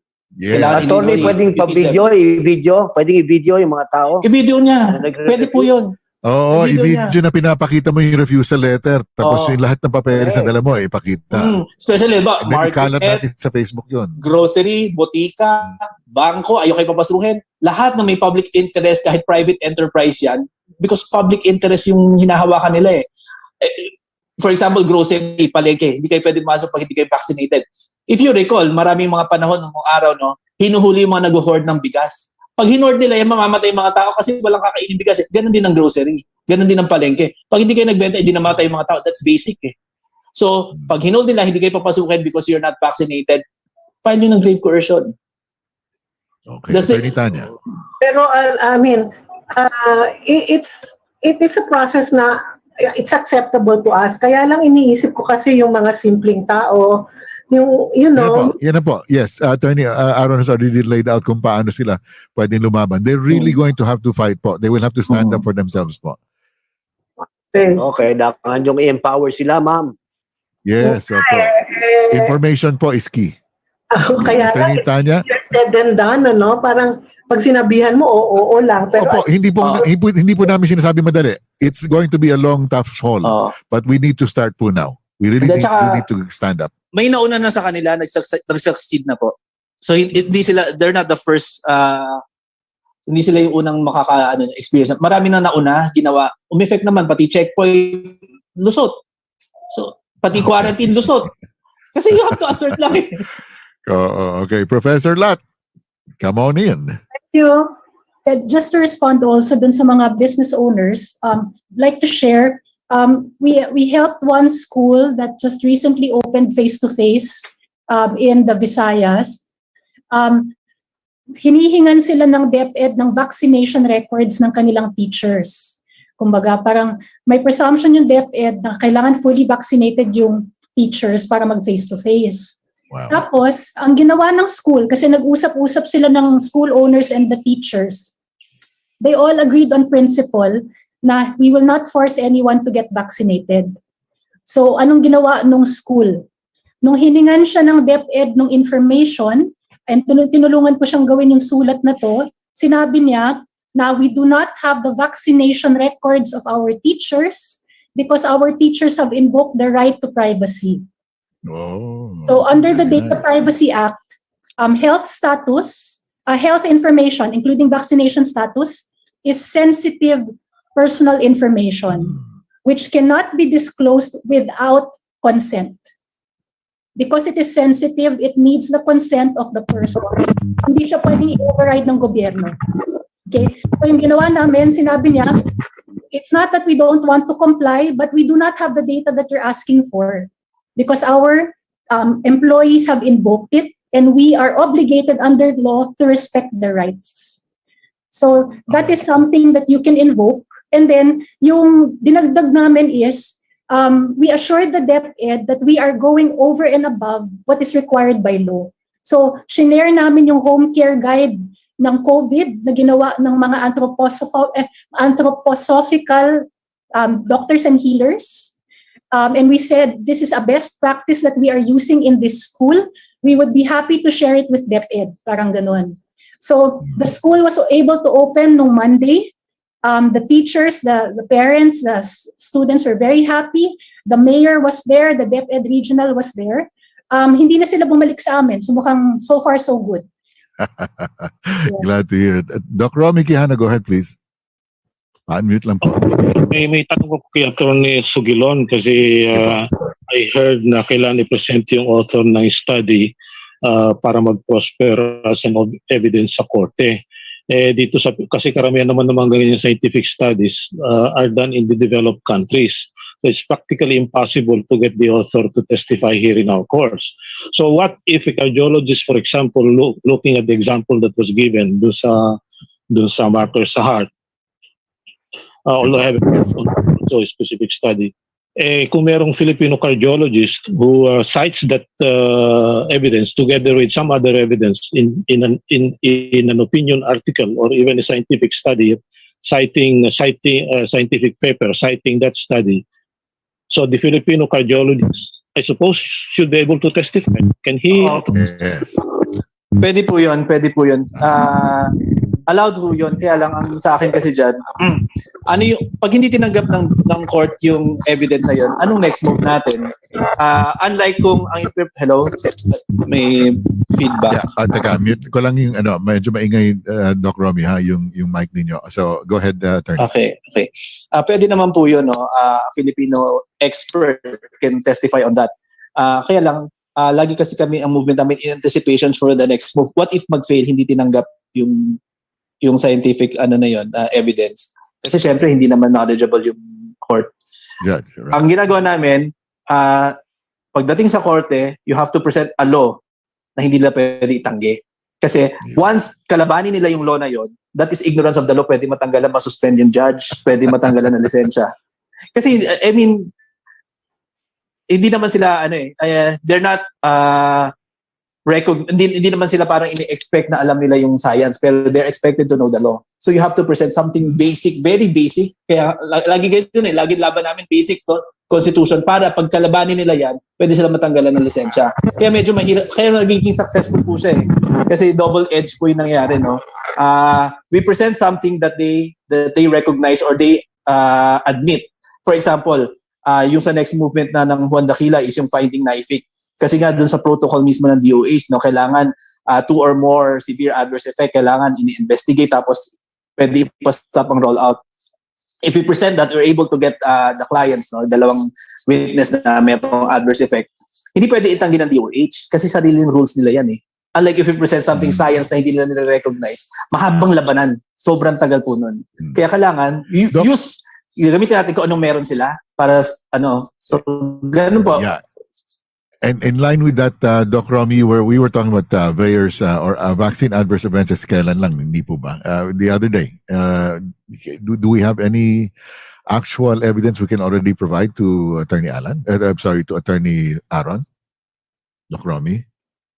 Yung nga sinasabi ko, di ba, dapat document natin yung mga incidences of analyze that. If I get the data, I can do the analysis. In fact, I've had experience of being a court witness to the pesticide adverse effects, and I was citing foreign authors in my testimony. Okay. That was the judge. Acceptable. In India, I did that also. Acceptable naman po talaga yun. Kaya lang ang laging premise kasi I think I know, but I think we should not be limited by that concern na baka i-dismiss lang because I think kasi it's practically impossible to get the foreign author eh. Yes, I agree po. So I'm thinking I think we should also go into that. Like for example, proving that the vaccine was the cause of the adverse effects. I think the same principle in some kasi hindi naman na klarong-klaro, it's a preponderance of evidence that has been shown also in pesticide poisonings because you cannot get 100% certainty that it was the chemical that caused it. But you have to show that it is the it is the most likely cause of the adverse event, fulfilling scientific criteria, and these scientific criteria are well accepted internationally, and we can do that. So I think we can prove the cause and effect relationship between the adverse effects and between the vaccine and the adverse effects if we get sufficient data, which I think we have. And also we have also proceeded internationally where complainants won court cases just by preponderance of evidence of injury. So I think we can also go into that. I agree po kasi depende po kasi pag civil case kasi preponderance of evidence, kapag criminal case kasi guilt beyond reasonable doubt. So I was talking civil case. Yeah, pero I agree with you. Pwede po talagang gamitin yon at saka it will be useful especially if we claim damages against the government already. So very important po talaga yan. It will also help, no? Hello, Attorney yes. sa Gideon, since namilit si Justice, sino yun? Si Chief Justice, si Supreme Court Justice Leonen, pwede ba siyang kasuhan? Excuse me? Pwedeng pass yung question na yan, please. Hindi, kasi nabasa ko yung letter na yun eh. Actually, nabasa ko yung letter na yun, sabi niya, hiding privilege. Doc Romy, sorry, I had to mute you po kasi medyo maingay yung mic po. Okay, sige. Is that it, Francis? Let's go to, ang dami pang tanong eh. Hindi na nakapagsalita si Atty. Lima. Sorry. It's okay. Okay, sige. Inday Karay, if you can unmute, please. Inday Karay, go ahead, please. Hi Mabilis lang po, good kuya dyan. evening. Sige po. Good evening po. Gusto lang po namin matanong na meron po kasi silang pinapatupad na no vaccine, no flight. Ano po yun? Ano pong pwedeng maano sa kanila? No vaccine, no flight. Flight going to where? Kasi Saan po? Local ba? International po ba? Domestic or international? Sa Isabela. Doon po sa Isabela sa Isabela. Mula Isabela Santiago papunta. City po. Dito sa Bacolod. kasi usually ganito yung na-experience namin sa ganyan, usually napapangunahan kayo ng chismis, pero pagpunta talaga kayo doon, hindi talaga siya requirement. Pero kung maging requirement siya, you have to insist para magkaroon ng conflict, para mayroon tayong pag-uusapan na grave coercion na nangyari. So kasi kung hindi kayo, kung kayo mismo pipigilan yung sarili nyo because may nabalitaan kayo na, ganito na raw doon, pero in actuality, hindi talaga. Or if you look at their rules, hindi talaga pwede. You can also invoke na to travel via air, syempre imbued yan with public interest, tapos pwede kang sabihin mo na mag-resist ka pa rin, kailangan mo na sarili mo, yung right mo to travel, to go back to your home. So kailangan mo muna mag-insist, i-assert mo muna yung right mo over it. Tapos pag na-refuse ka pa rin nila, doon ka magdemanda. That's the only way. Kailangan mo talaga mag-assert Civil case na yun, attorney. So may gastos na siya. Hindi. You make it, kasi ang grave coercion kasi, pwedeng pinipilit ka or pinipigilan ka. So pinipigilan ka mag-travel or makauwi sa bahay criminal mo. Case pa rin siya. Criminal case pa rin. Kasi gusto kasi natin ilagay sa situation na maging criminal case siya para makatipid yung mga kababayan natin. Tapos mayroon silang lawyer automatic. Pero kasi mangyayari yan kung meron talagang conflict na mangyari. So kailangan you have to put yourself out there. Okay. Tapos tignan mo kung di ka napalusutin. Pag di ka napalusutin, make it criminal. Yes po. Thank you po. Okay, salamat Si Pastor naman, si Pastor Alan si Roque. Pastor. Pastor Alan, Si unmute Pastor. please. Unmute please, Pastor Alan. Yan, go ahead na please. Oops, nag-mute ulit. Paki-unmute lang po. Yan, okay, go ahead na please. Hello po, hello. Magandang gabi. Magandang gabi po. Sige po, diretso na po. Tanong ko lang po kasi dito po sa Jensan, sa Region 12, may darating po na pagsusuri sa board exam po ng mga criminology student. Tapos ang PRC po, nag-require po sila ng vaccination card na yun lang ang pwede makapasok or makakuha ng board exam. Yung unvaccinated po, hindi po pwedeng kumuha ng board exam. So ang anak ko po, sana mag-board siya ng exam by December. So hindi niya magpatuloy kasi kami, whole family po namin and all of my ministry ay hindi po kami nagpa-vaccine. Sige po. Okay, attorney? Sulatan nyo ng refusal, i-assert nyo yung right nyo na kasi under the immunization law, RA 11525, hindi siya pwede maging requirement for education. That's part of your education. And to transact with the PRC kasi, that's government transaction. Again, hindi siya requirement, no? So kapag insist nila, make it criminal again para makatipid po kayo. And Grave criminal coercion naman po po. talaga yon, grave coercion. Okay. Okay. Dito po sa Region 12, meron po kami kasama sa Region 12 COVID-free Region 12. Meron po kaming attorney dito ng mag-volunteer. Wala pong bayad po. Basta sabi niya, meron lang mga grieving parties ng mag-file ng case. Grieve parties. Grave artiso. Opo. Opo. Opo. Pwede naman po kayong well, if he's volunteering attorney, does it matter whether PAO or Oo, si okay yun. At least libre. At least meron tayong kasama. No? Pero for example, doon sa mga magtatanong, what if you're filing a grave coercion case, tapos what do you have to prepare? Yung grave coercion form, fill it out, tapos ang magpro-provide na nun yung mga, usually public prosecutor, sila yung magpre-prepare ng judicial affidavit nyo to be presented sa court. So sila yung mag-a-assist sa inyo kung ano yung mga kailangan niyo pang i-fill out o kung ano ang kailangan niyo i-provide. So at least yung grave coercion, yung refusal letter nyo is your evidence. So ganun lang po, no?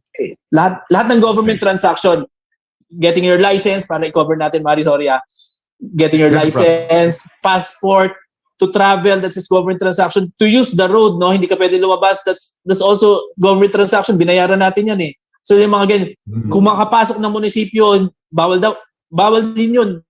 Kasi dapat, government transaction yan to be entered sa public space, to enter that's government transaction, no.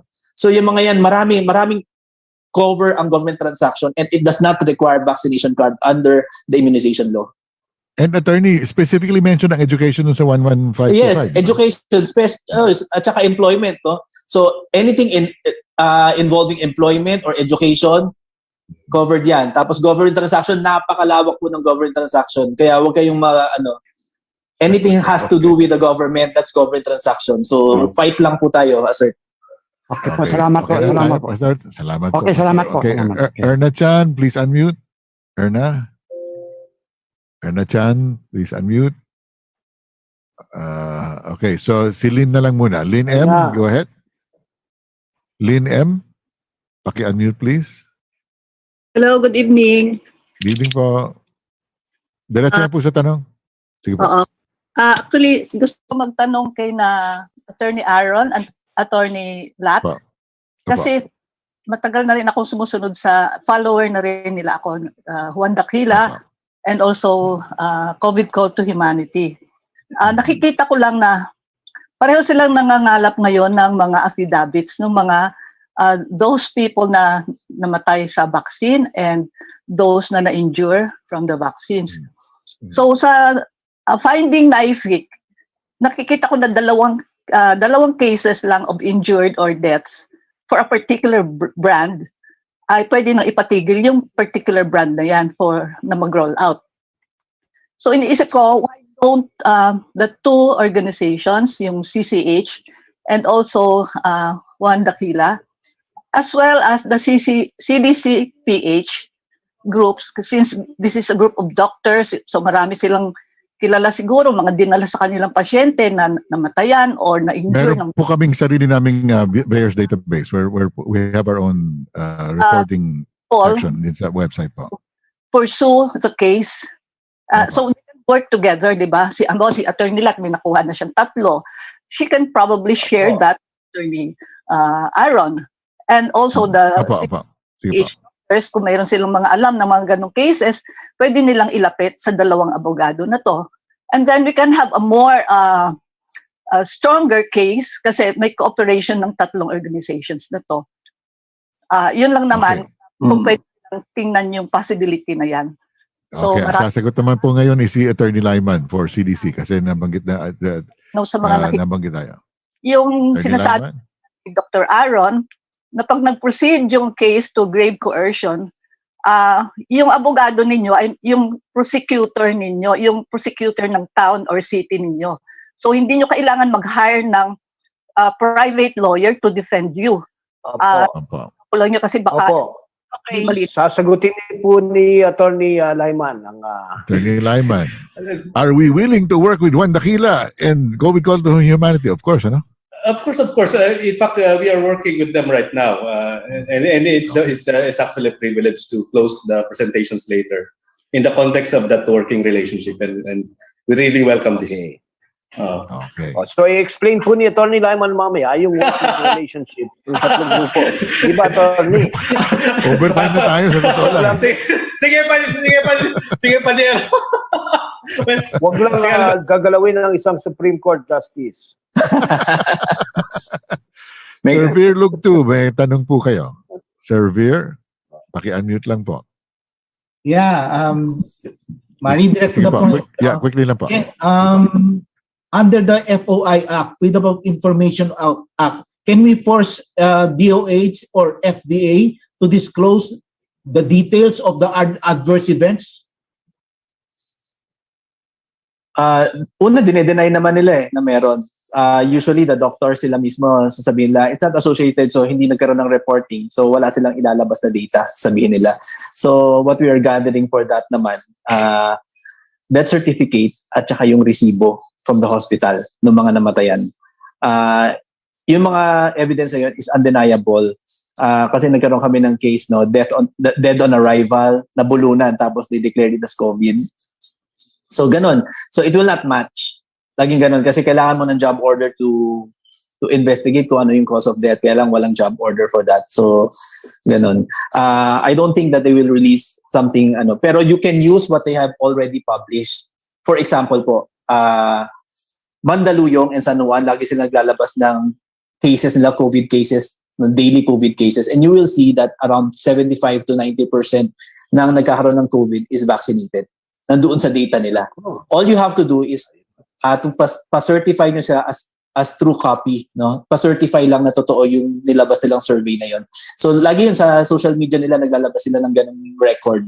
So halip na hingin nyo yung wala, pa-certify nyo na lang yung nilalabas na existing. So mas mabilis po yun.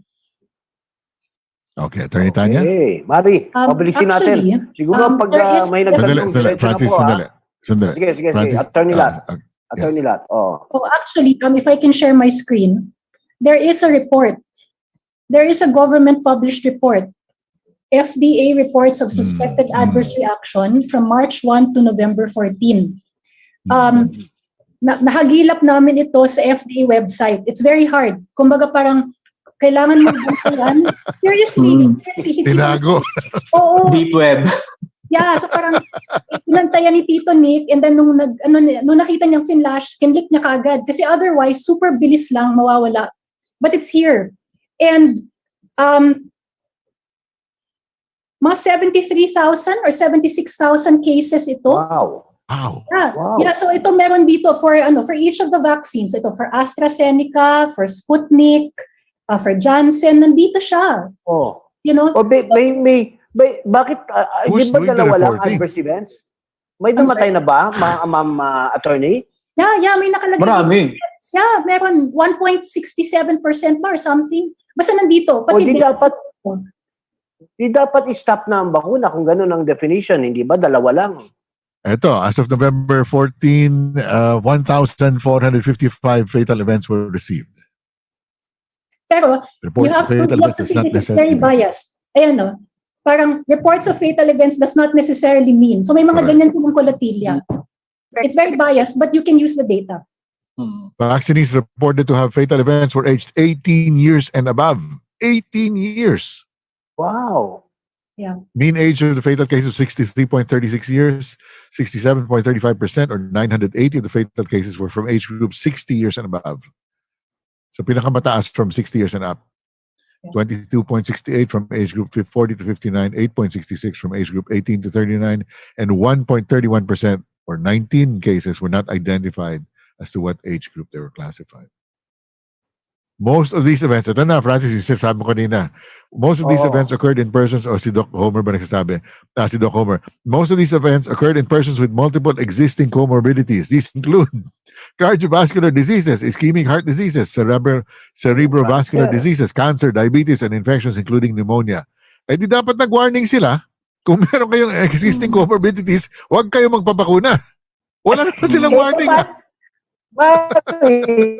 Mari, ang bakuna is supposed to protect the people with comorbidities. Di ba? It's supposed to be safe and effective. Ano ba yan? Okay. So meron na pala tayong, from the DOH website itself, 1,455 fatal events. FDA. Which is still, So, wow, ito na. So, lang pa-certify yan. And we can use that already. Okay. Okay, so, sino bang next? Jill Ang? Next. Pa-unmute, please. Jill Ang? Pa-unmute lang po. Okay. Yan. Sige po. Can you hear me now? Yes po. Diretso na po sa tanong. Okay. magko-comment lang ako dun sa ginagawa ni Doc Juan Daquila, no, o ni Aaron Sugilon. What he's trying to do is to pave the way for us because he cannot do it alone. So for every Tony, it always starts with one step. So what he's trying to do is to empower each one of us. Yung mga kahit simpleng tao, simple workers, simple student, simple families that are affected by this mandate. It's high time we have to put sanity out of this insanity. So that's this is why we really have to move. Now, also I would like to answer the question kung ano yung, kasi pagdating sa korte, pag nagkaso, may tinatawag na friends of court, no? The science about it, anong danger. Napakasimple ho kasi we can prove na this is a hoax. Why? Remember ang statistics natin, 2% lang yun na hospital. Out of the 2%, there is almost 2% there is mortality. Now, where is the other 98%? They are the asymptomatic. If they are the asymptomatic, I don't even accept the definition of asymptomatic. I would say they are the resistant. Now, once a vaccine company, why are they so aggressive to vaccinate even the healthy ones or the resistant ones? Because they can easily claim that once you are vaccinated, the healthy one, once you vaccinate them, you expect them that they will not go to adverse when they get COVID. They won't be critical because they're already resistant. Okay, Sir Jill, may tanong po kayo. May tanong po kayo, Sir Jill. May tanong po kayo. Pero ito na nga po, let me emphasize first.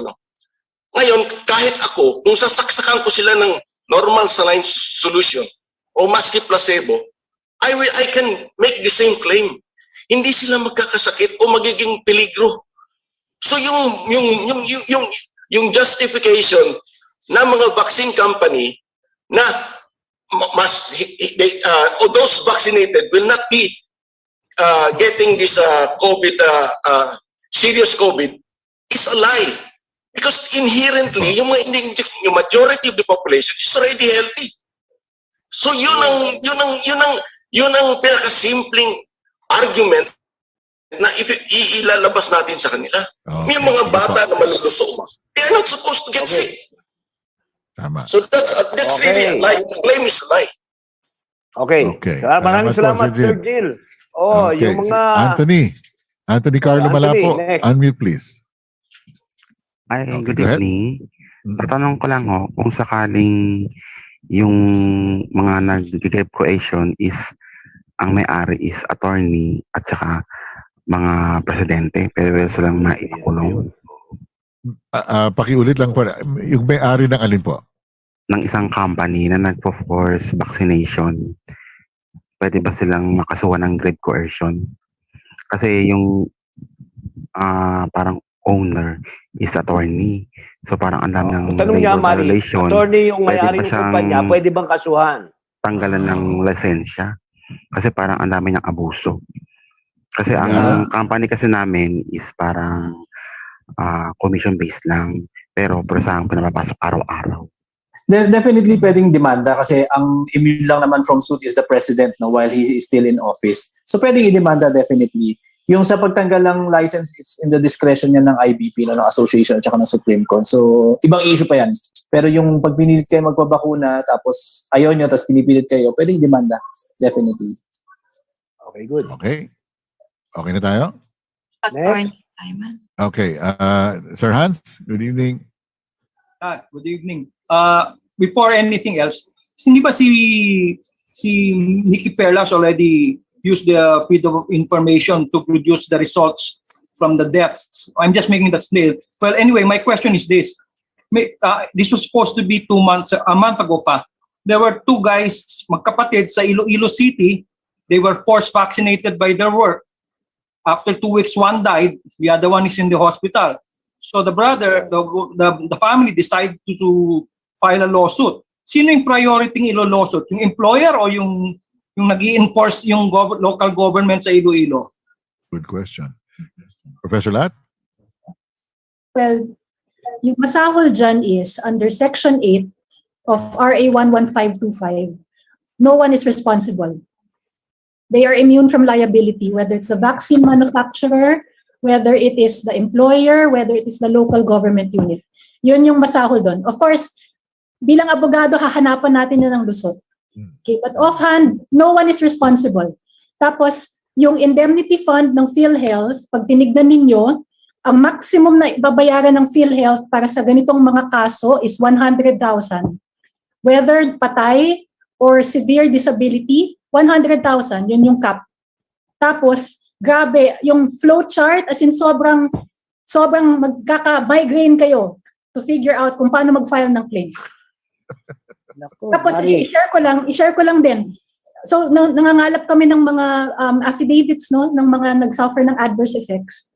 Yung the first one who submitted an affidavit sa amin, nagkwento siya, pinuntahan niya, so, Pfizer ang kanyang, and he wasn't forced. He was encouraged by his employer, his government agency na employer.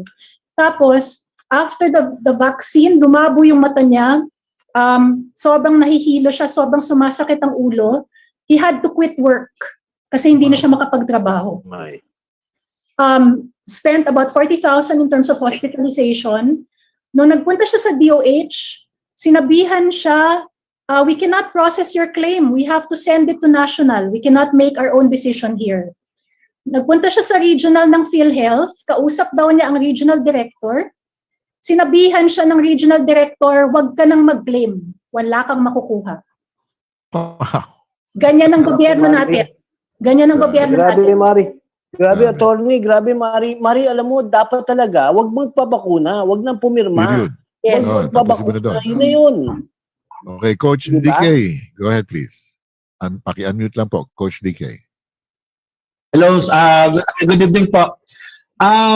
Tanong ko lang po kasi affiliate po ako sa isang school as a basketball coach. Ngayon, ready na po ngayon, hindi po ako vaccine ngayon.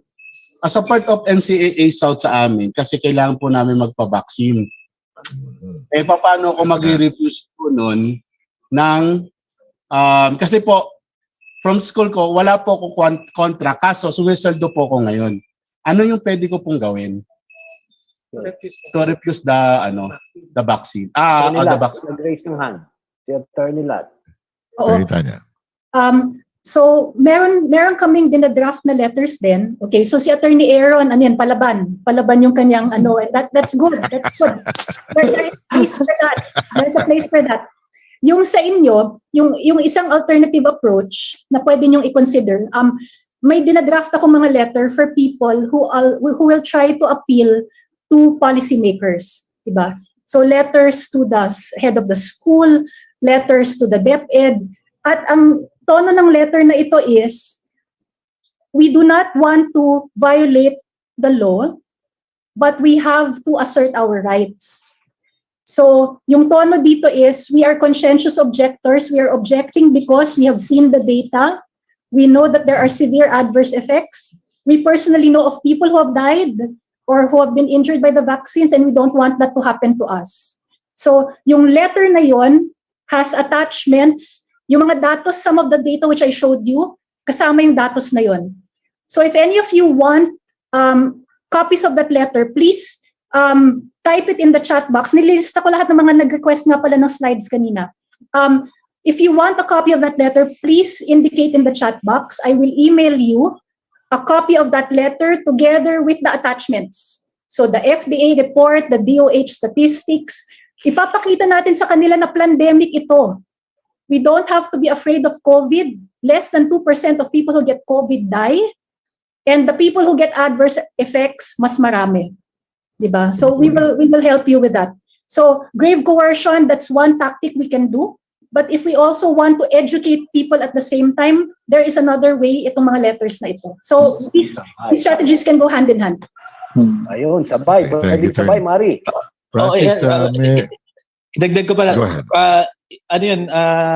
Complementary yung sinabi ni Attorney Lats with Liham Niwan din. Ganun din yung tone nun. Information drive po siya na what is the existing law na prevailing na law. So, yung sa kanya, it adds law and science. Doon naman sa liham ni Juan is all about law. So, I think pwede mong parehong gamitin. Pagsamahin mo para at least mas marami silang matutunan. Okay, may tanong dito pa sa Attorney Attorney Aaron, if he please ask Attorney Aaron if he's aware of any case questioning the Supreme Court's, including the Sandigan Bayan policy on mandatory RT-PCR test every 2 weeks. It is ironic that the judiciary, the last bastion of our fundamental rights, especially the right to life, is the one that is imposing rules that goes against our basic rights. Many thanks from Attorney Paul. Di ako aware kung merong existing na case na na-file na. I don't think meron, pero yun nga yung danger dyan, no? Kasi kung hindi pa ready yung mga justices dun sa sinasabi natin na position, pag natalo yung magiging president na yun So next cases, madedelikado tayo. Kaya as much as possible, iniingatan natin na kailangan sobrang solid yung ground natin before we file a case that will stop it all. So kaya ang ginagamit natin yung mga admission ng mga kalaban natin, yung mga rules nila mismo ang ginagamit natin para never nilang ma-deny.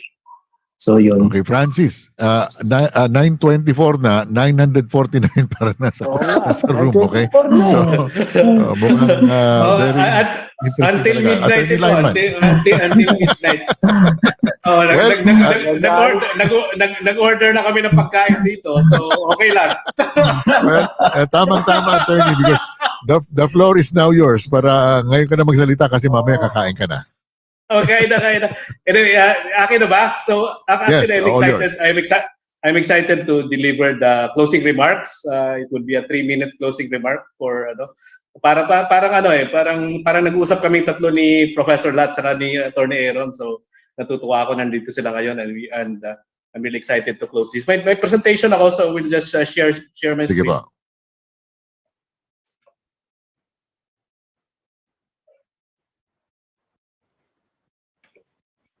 Okay, so nakikita na ba? Yun. Yes, sir. Go ahead. Okay, so thanks again to Professor Tanya and Attorney Aaron. Meron akong nilagay dito na disclaimer para lang hindi ko makalimutan. I just want to say that as officers of the court, kung meron man kaming binabanggit dito, and I think I speak for all lawyers here na binabanggit na somehow criticizes the Supreme Court, it's we don't intend to do it. So we do it in an exercise of our right to speak as citizens, and that's why pinigilan ko si Francis kanina, baka sumobra.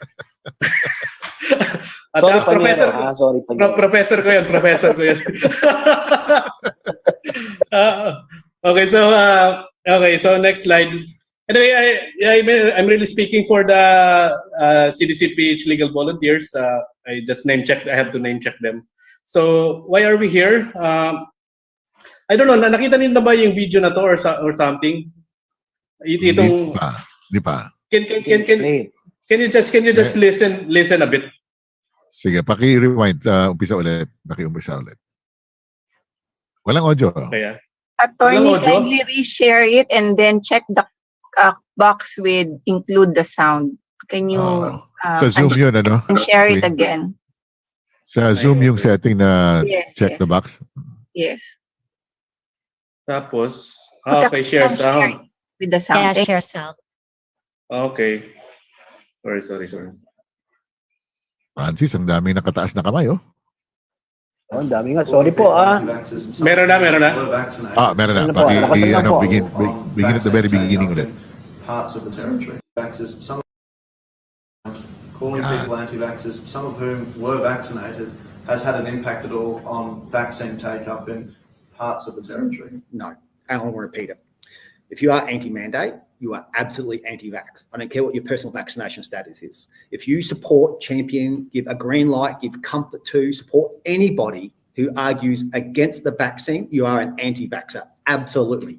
Your personal vaccination status is utterly irrelevant. If you campaign against the mandate, if you campaign against people being vaccinated in vulnerable settings, teachers in classrooms, I'll be really clear. At that point in time, people were actually supporting the idea of a teacher being unvaccinated in a remote community classroom. with kids who cannot be vaccinated. I reject that, Eileen. I still reject it.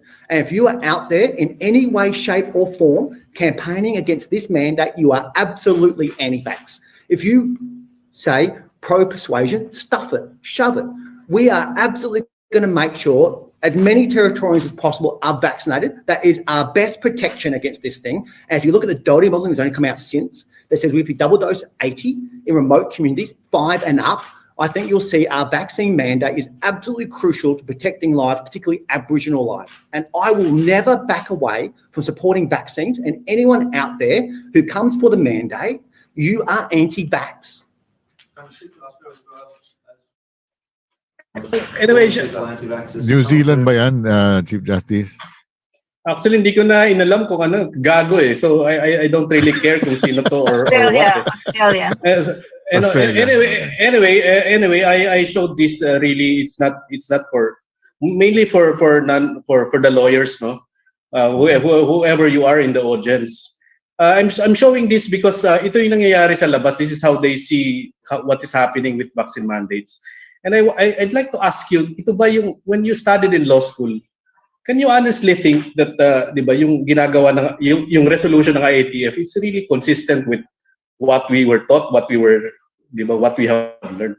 Dito tayo papunta eh, yung ganitong interpretation. Do you really want to for us to get to this before you act for citizens? Ganito tayo papunta, yung kagaguhan na yan. So, at saka in second place, I want to address this to yung mga lawyers sa IATF eh. I mean, siguro naman by now, tigilan nyo na yung pakikinig sa mga fake na yung mga disease experts eh.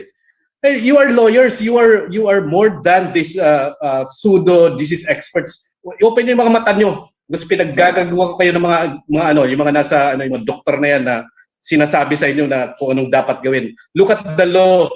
Look at the, tingnan natin as lawyers yung batas. Yung nilalabas is obviously in your conscience, tingnan natin yung mga provisions na yun hindi ba tinatamaan yung konsensya na pag sobrang mali ng provisions ng IATF resolution na yun. As lawyers, that's I'm addressing this to them.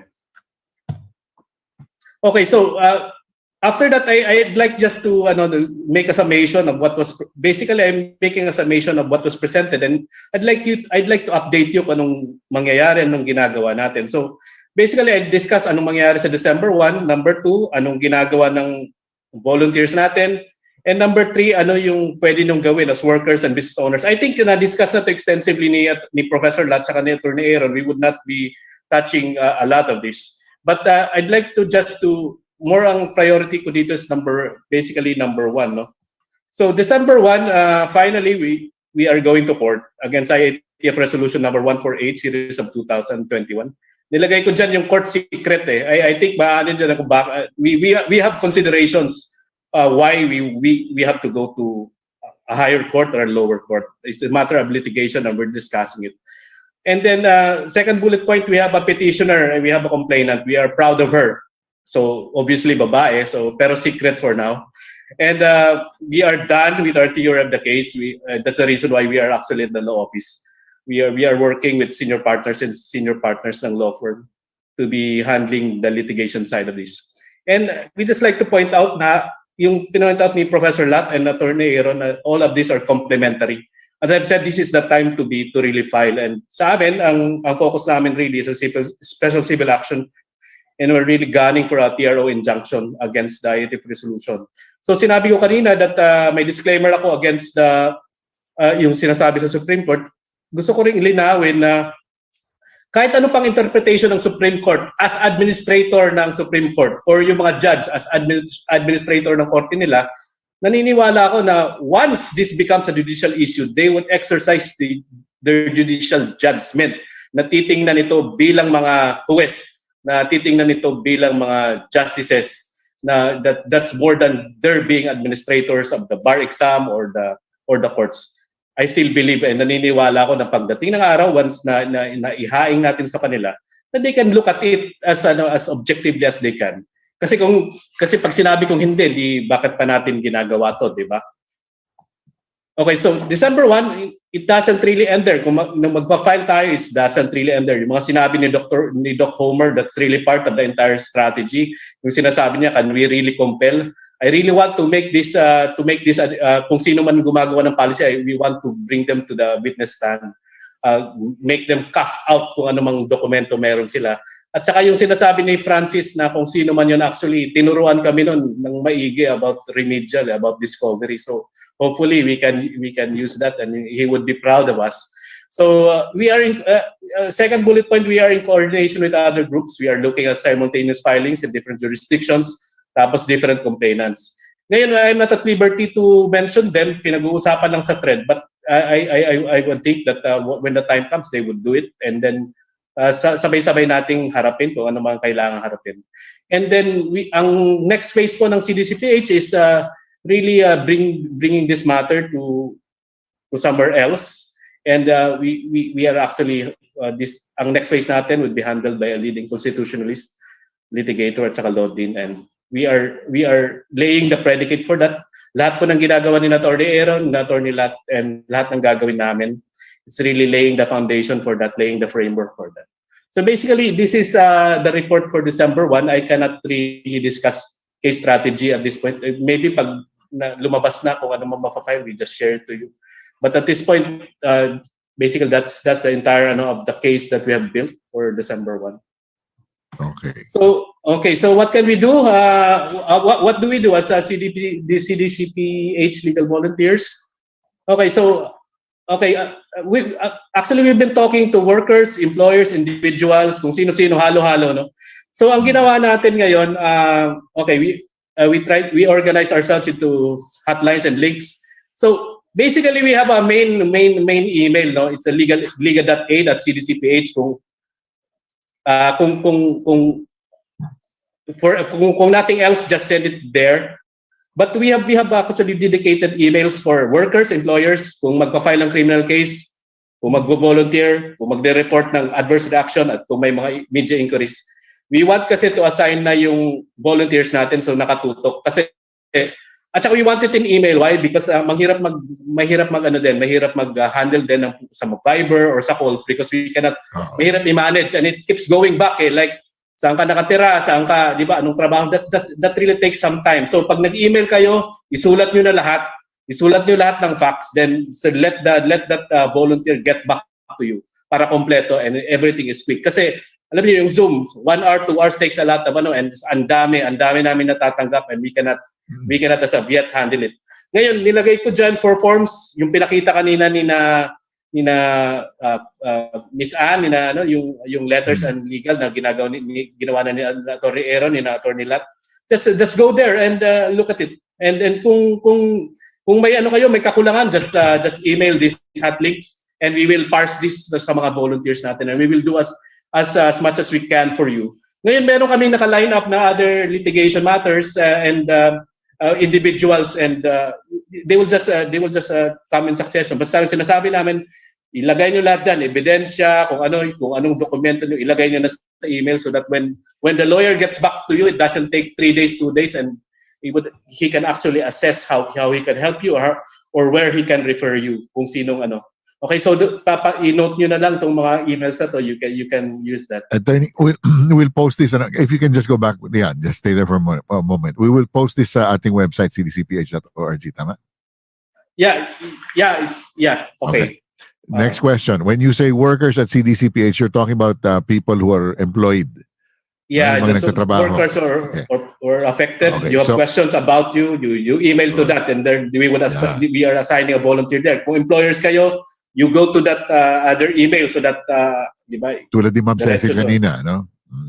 Kung criminal naman. Criminal, probably, yun sa criminal at the CDCPH, we'll do that in conjunction. Kung ano yan, kung it's with kung criminal case.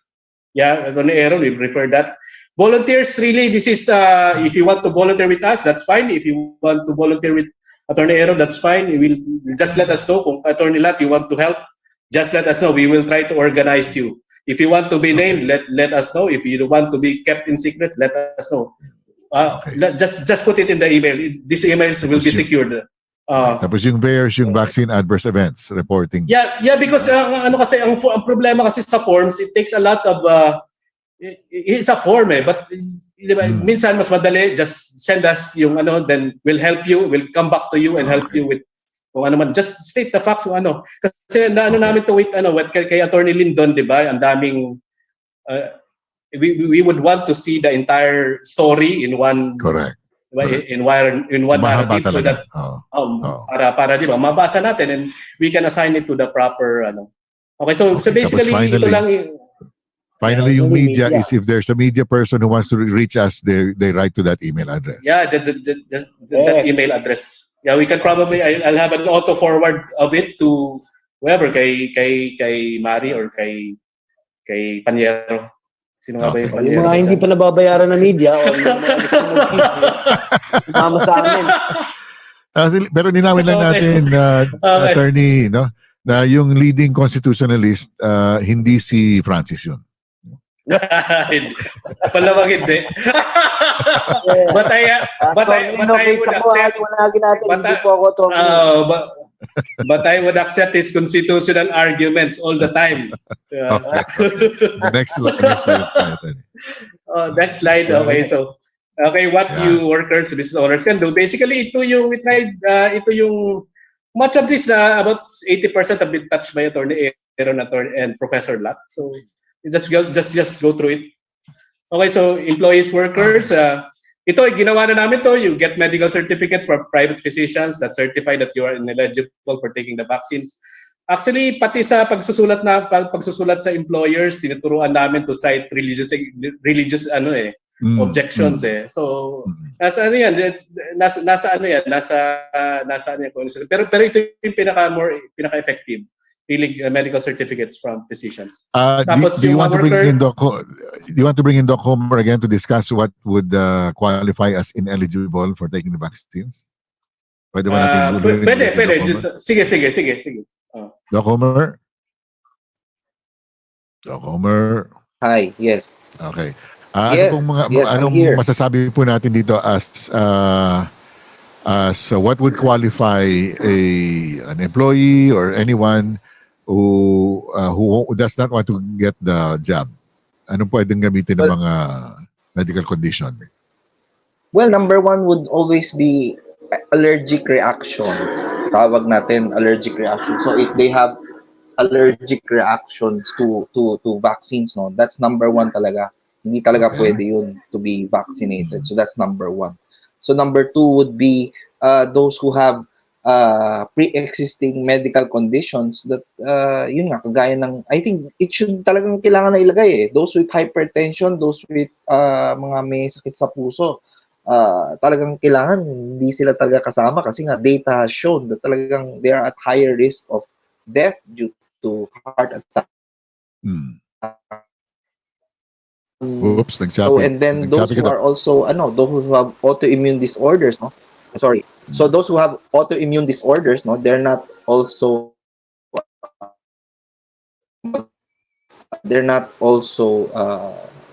kumbaga compatible with getting vaccines, no? So I think these are the three issues that employees should be aware of na hindi sila talaga pwedeng mabakunahan. Attorney Tanya, baka pwede natin if we can ask also for copies of the slides that you have, especially dun sa FDA natin na adverse events, baka pwedeng gamitin yung template na rin yun. Yung kung ano nakalista doon ng mga adverse events, anyone who has those conditions can also use that. Actually, Mari, yung kay Professor Tanya, that would be useful even for the case that we're filing. At saka yung kay ano ba yun, kay Coach Cookie ba yun yung pinakita kanina? Yung sa circulation? Circulation. That's actually I think pinaliwanag naman nito Attorney Aaron kanina that ang ang perspective niya kasi is really from a criminal litigation perspective. That's why he was saying that they're really focused on the kind of evidence that they want to present with it. That's why yun yung sagot niya kay kanina kay Doc Quijano. But as far as the other cases are concerned, it's not criminal. Actually, those things would have persuasive value in terms of trying to convince the justice or kung sino mang judge that there's that medical fact behind yung objections na ginagawa natin. But just the same, just with Attorney Aaron, ang more really focus pagdating sa filing namin is really the legal argument. Tulad ng sinabi nga niya, the legal argument is enough. That's really clear to us. From the point of view of the legal arguments, it's more than enough to say that the IATF resolution shouldn't exist at all. So, but as I've said, that would have persuasive effect in terms of trying to teach the judge, trying to make her understand that this is not, in fact, a purely legal case, but a case of a human asking for asking for relief because there's no other recourse, because the recourses outside the courts has been proven to be ineffective and walang nangyayari. That's why we are going to court. Okay. All right. Thank you. Mr. Tanya? Yeah, just to add to what Attorney Lyman said, we have a template for mga affidavits of adverse reaction. It's available on the CCH website. COVID Call to Humanity. Is Yes. there a shorter version po of the website URL? Hindi. Kailangan talaga COVID Call to Humanity. .org. Oo. Okay. So the drafts we have, the templates we have are available in English and in Filipino. We are in contact with some Ilonggo lawyers who are translating naman into Ilonggo. And if there are others who are willing to translate it into your own native languages, so much the better. We are collecting affidavits and we would also be happy to work with CDCPH kasi nasa inyo yung medical know-how. You can help us with the data sana. Of course.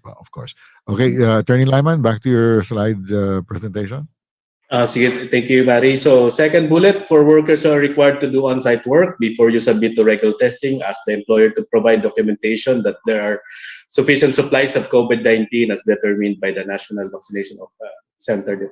Basically, nakikipagkulitan ka dun sa provisions ng IATF resolution na, di ba, kung ano yung standards para, di ba, para ma-apply nila. So once such documentation can be supplied, if you want to submit to testing, but make sure that you submit to testing under protest. Then third bullet point, yung pinag-usapan kanina, write letter protest. This is the time to apply yung natutunan natin sa eskwela, di ba? Write letter protest, apply what you have learned. Kaya Attorney Tanya, Attorney Aaron, other counsels, sulatan nyo yung employer, sulatan nyo kung sino man kailangan sulatan. Put it in writing. Put your protest in writing. Put your objections in writing. Do not wait for a lawyer to be able to do that to you, because I think for more than a few months we have laid down the medical, scientific, and legal facts for this, and you are equipped to be able to write this. Kung kailangan nyo ng tulong to then just email us to refine it, and kung wala man dun sa form. But I think yung mga forms na available is already more than enough. You can combine it and you can basically parse through them, combine them, and then make them effective to your own individual conditions. Then actually number 4, this is our favorite. Actually ayaw ko lang sabihin because di ba, just file complaints. File complaints for grave coercion. Kung ano mag-file kayo ng complaint as much as possible. Just go and file. And then ang ano dito kasi, ang nangyayari kasi dito, palaging inaano na walang lawyers. Alam niyo, dati ang sinasabi natin problema, sobra-sobra yung lawyer sa bansa. Nasaan na yung mga sigurado yan, may mga kaibigan kayong lawyers. May yung dati yung girlfriend, may kaibigang lawyer yan, kung sino man. Just approach them and explain to them.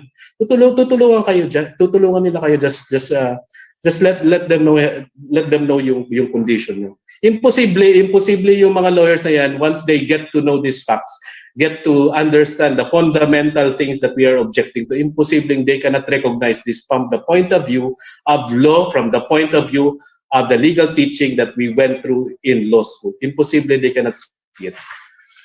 Okay, so you basically hope we captured everything that Professor Lat and Attorney Aaron also had said. So business owners, ito widened the time frame for regular testing. Diskartehan. Of course, I did not openly know how to violate it, but i-widen nyo yung time frame. Okay, so stand your ground as authorities for authorities. Kung anong basis nila, consult your retained counsel. I think ito yung pinag-uusapan namin yung business owners meeting yesterday. Di ba?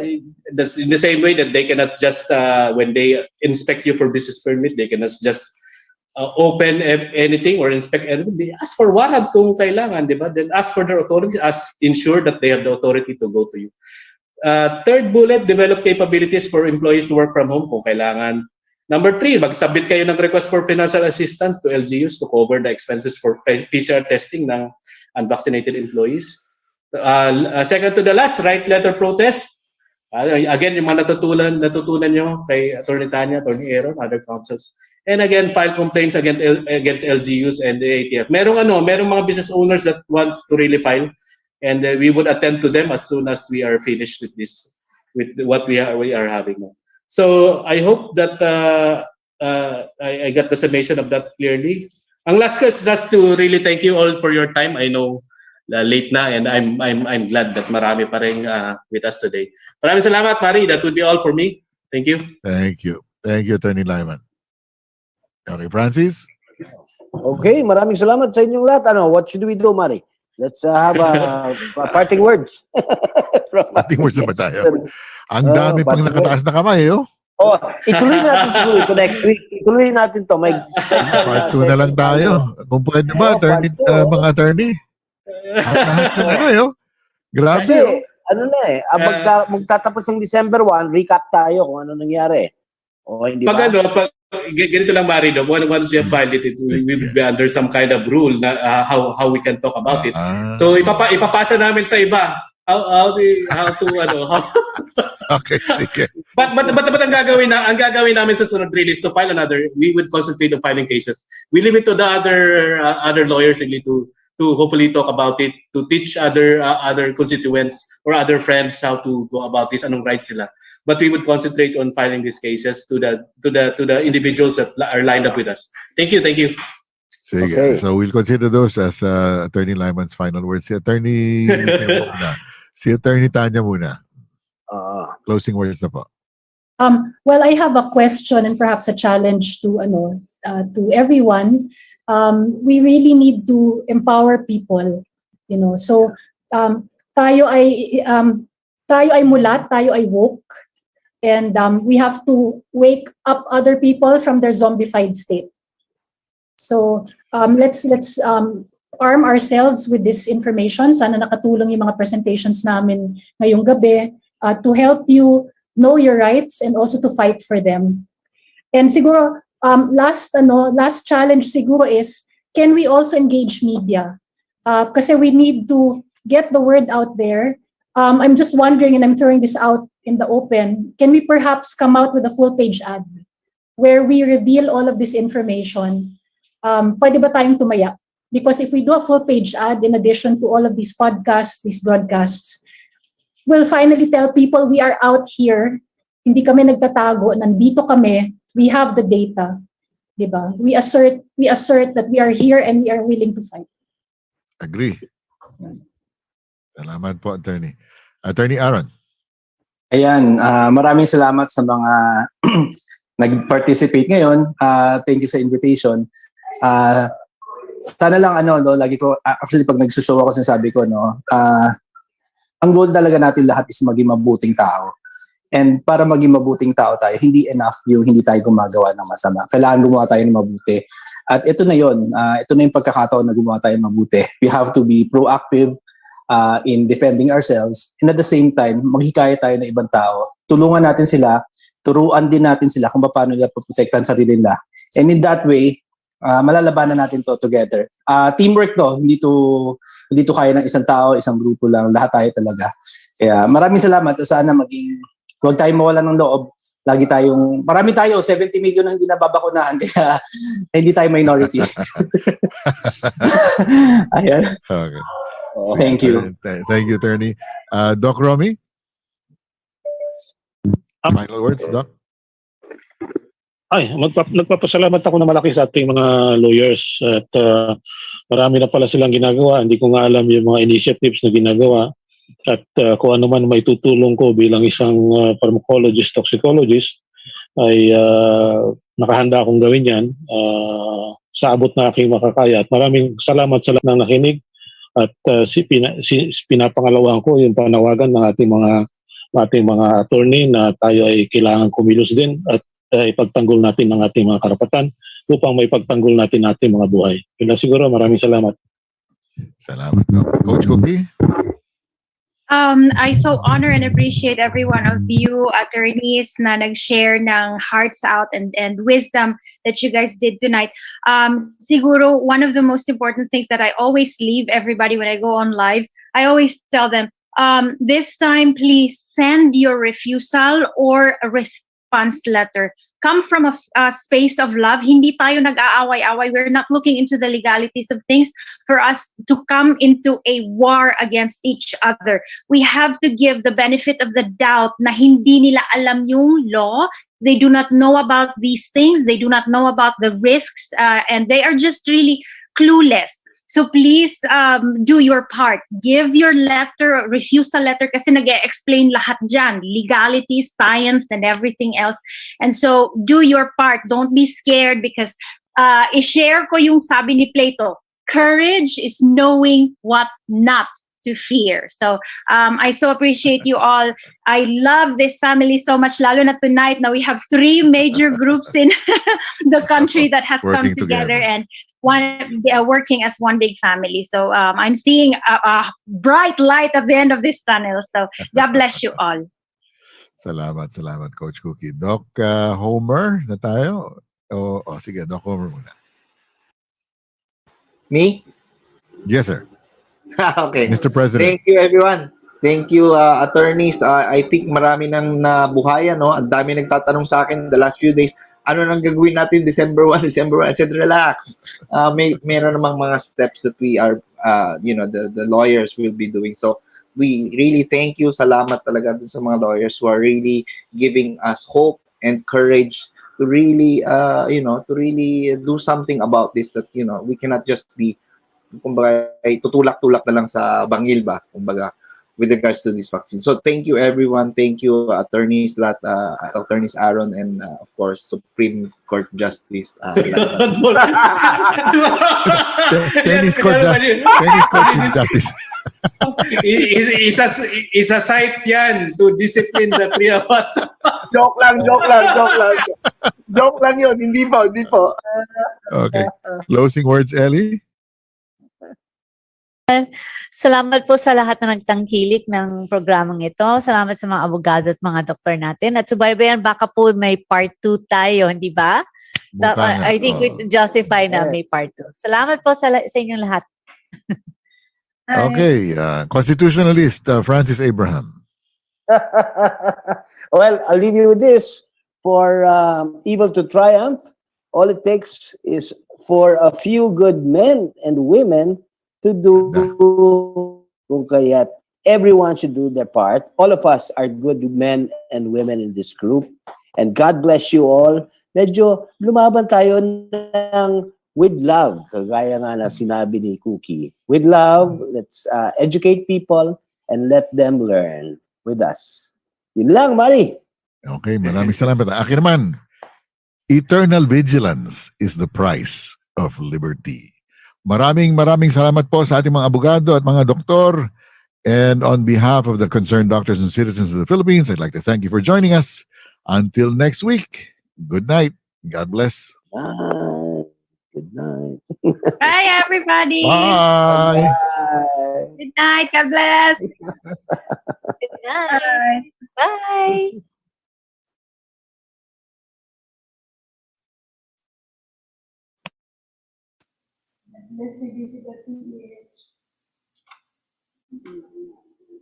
Bye, everyone.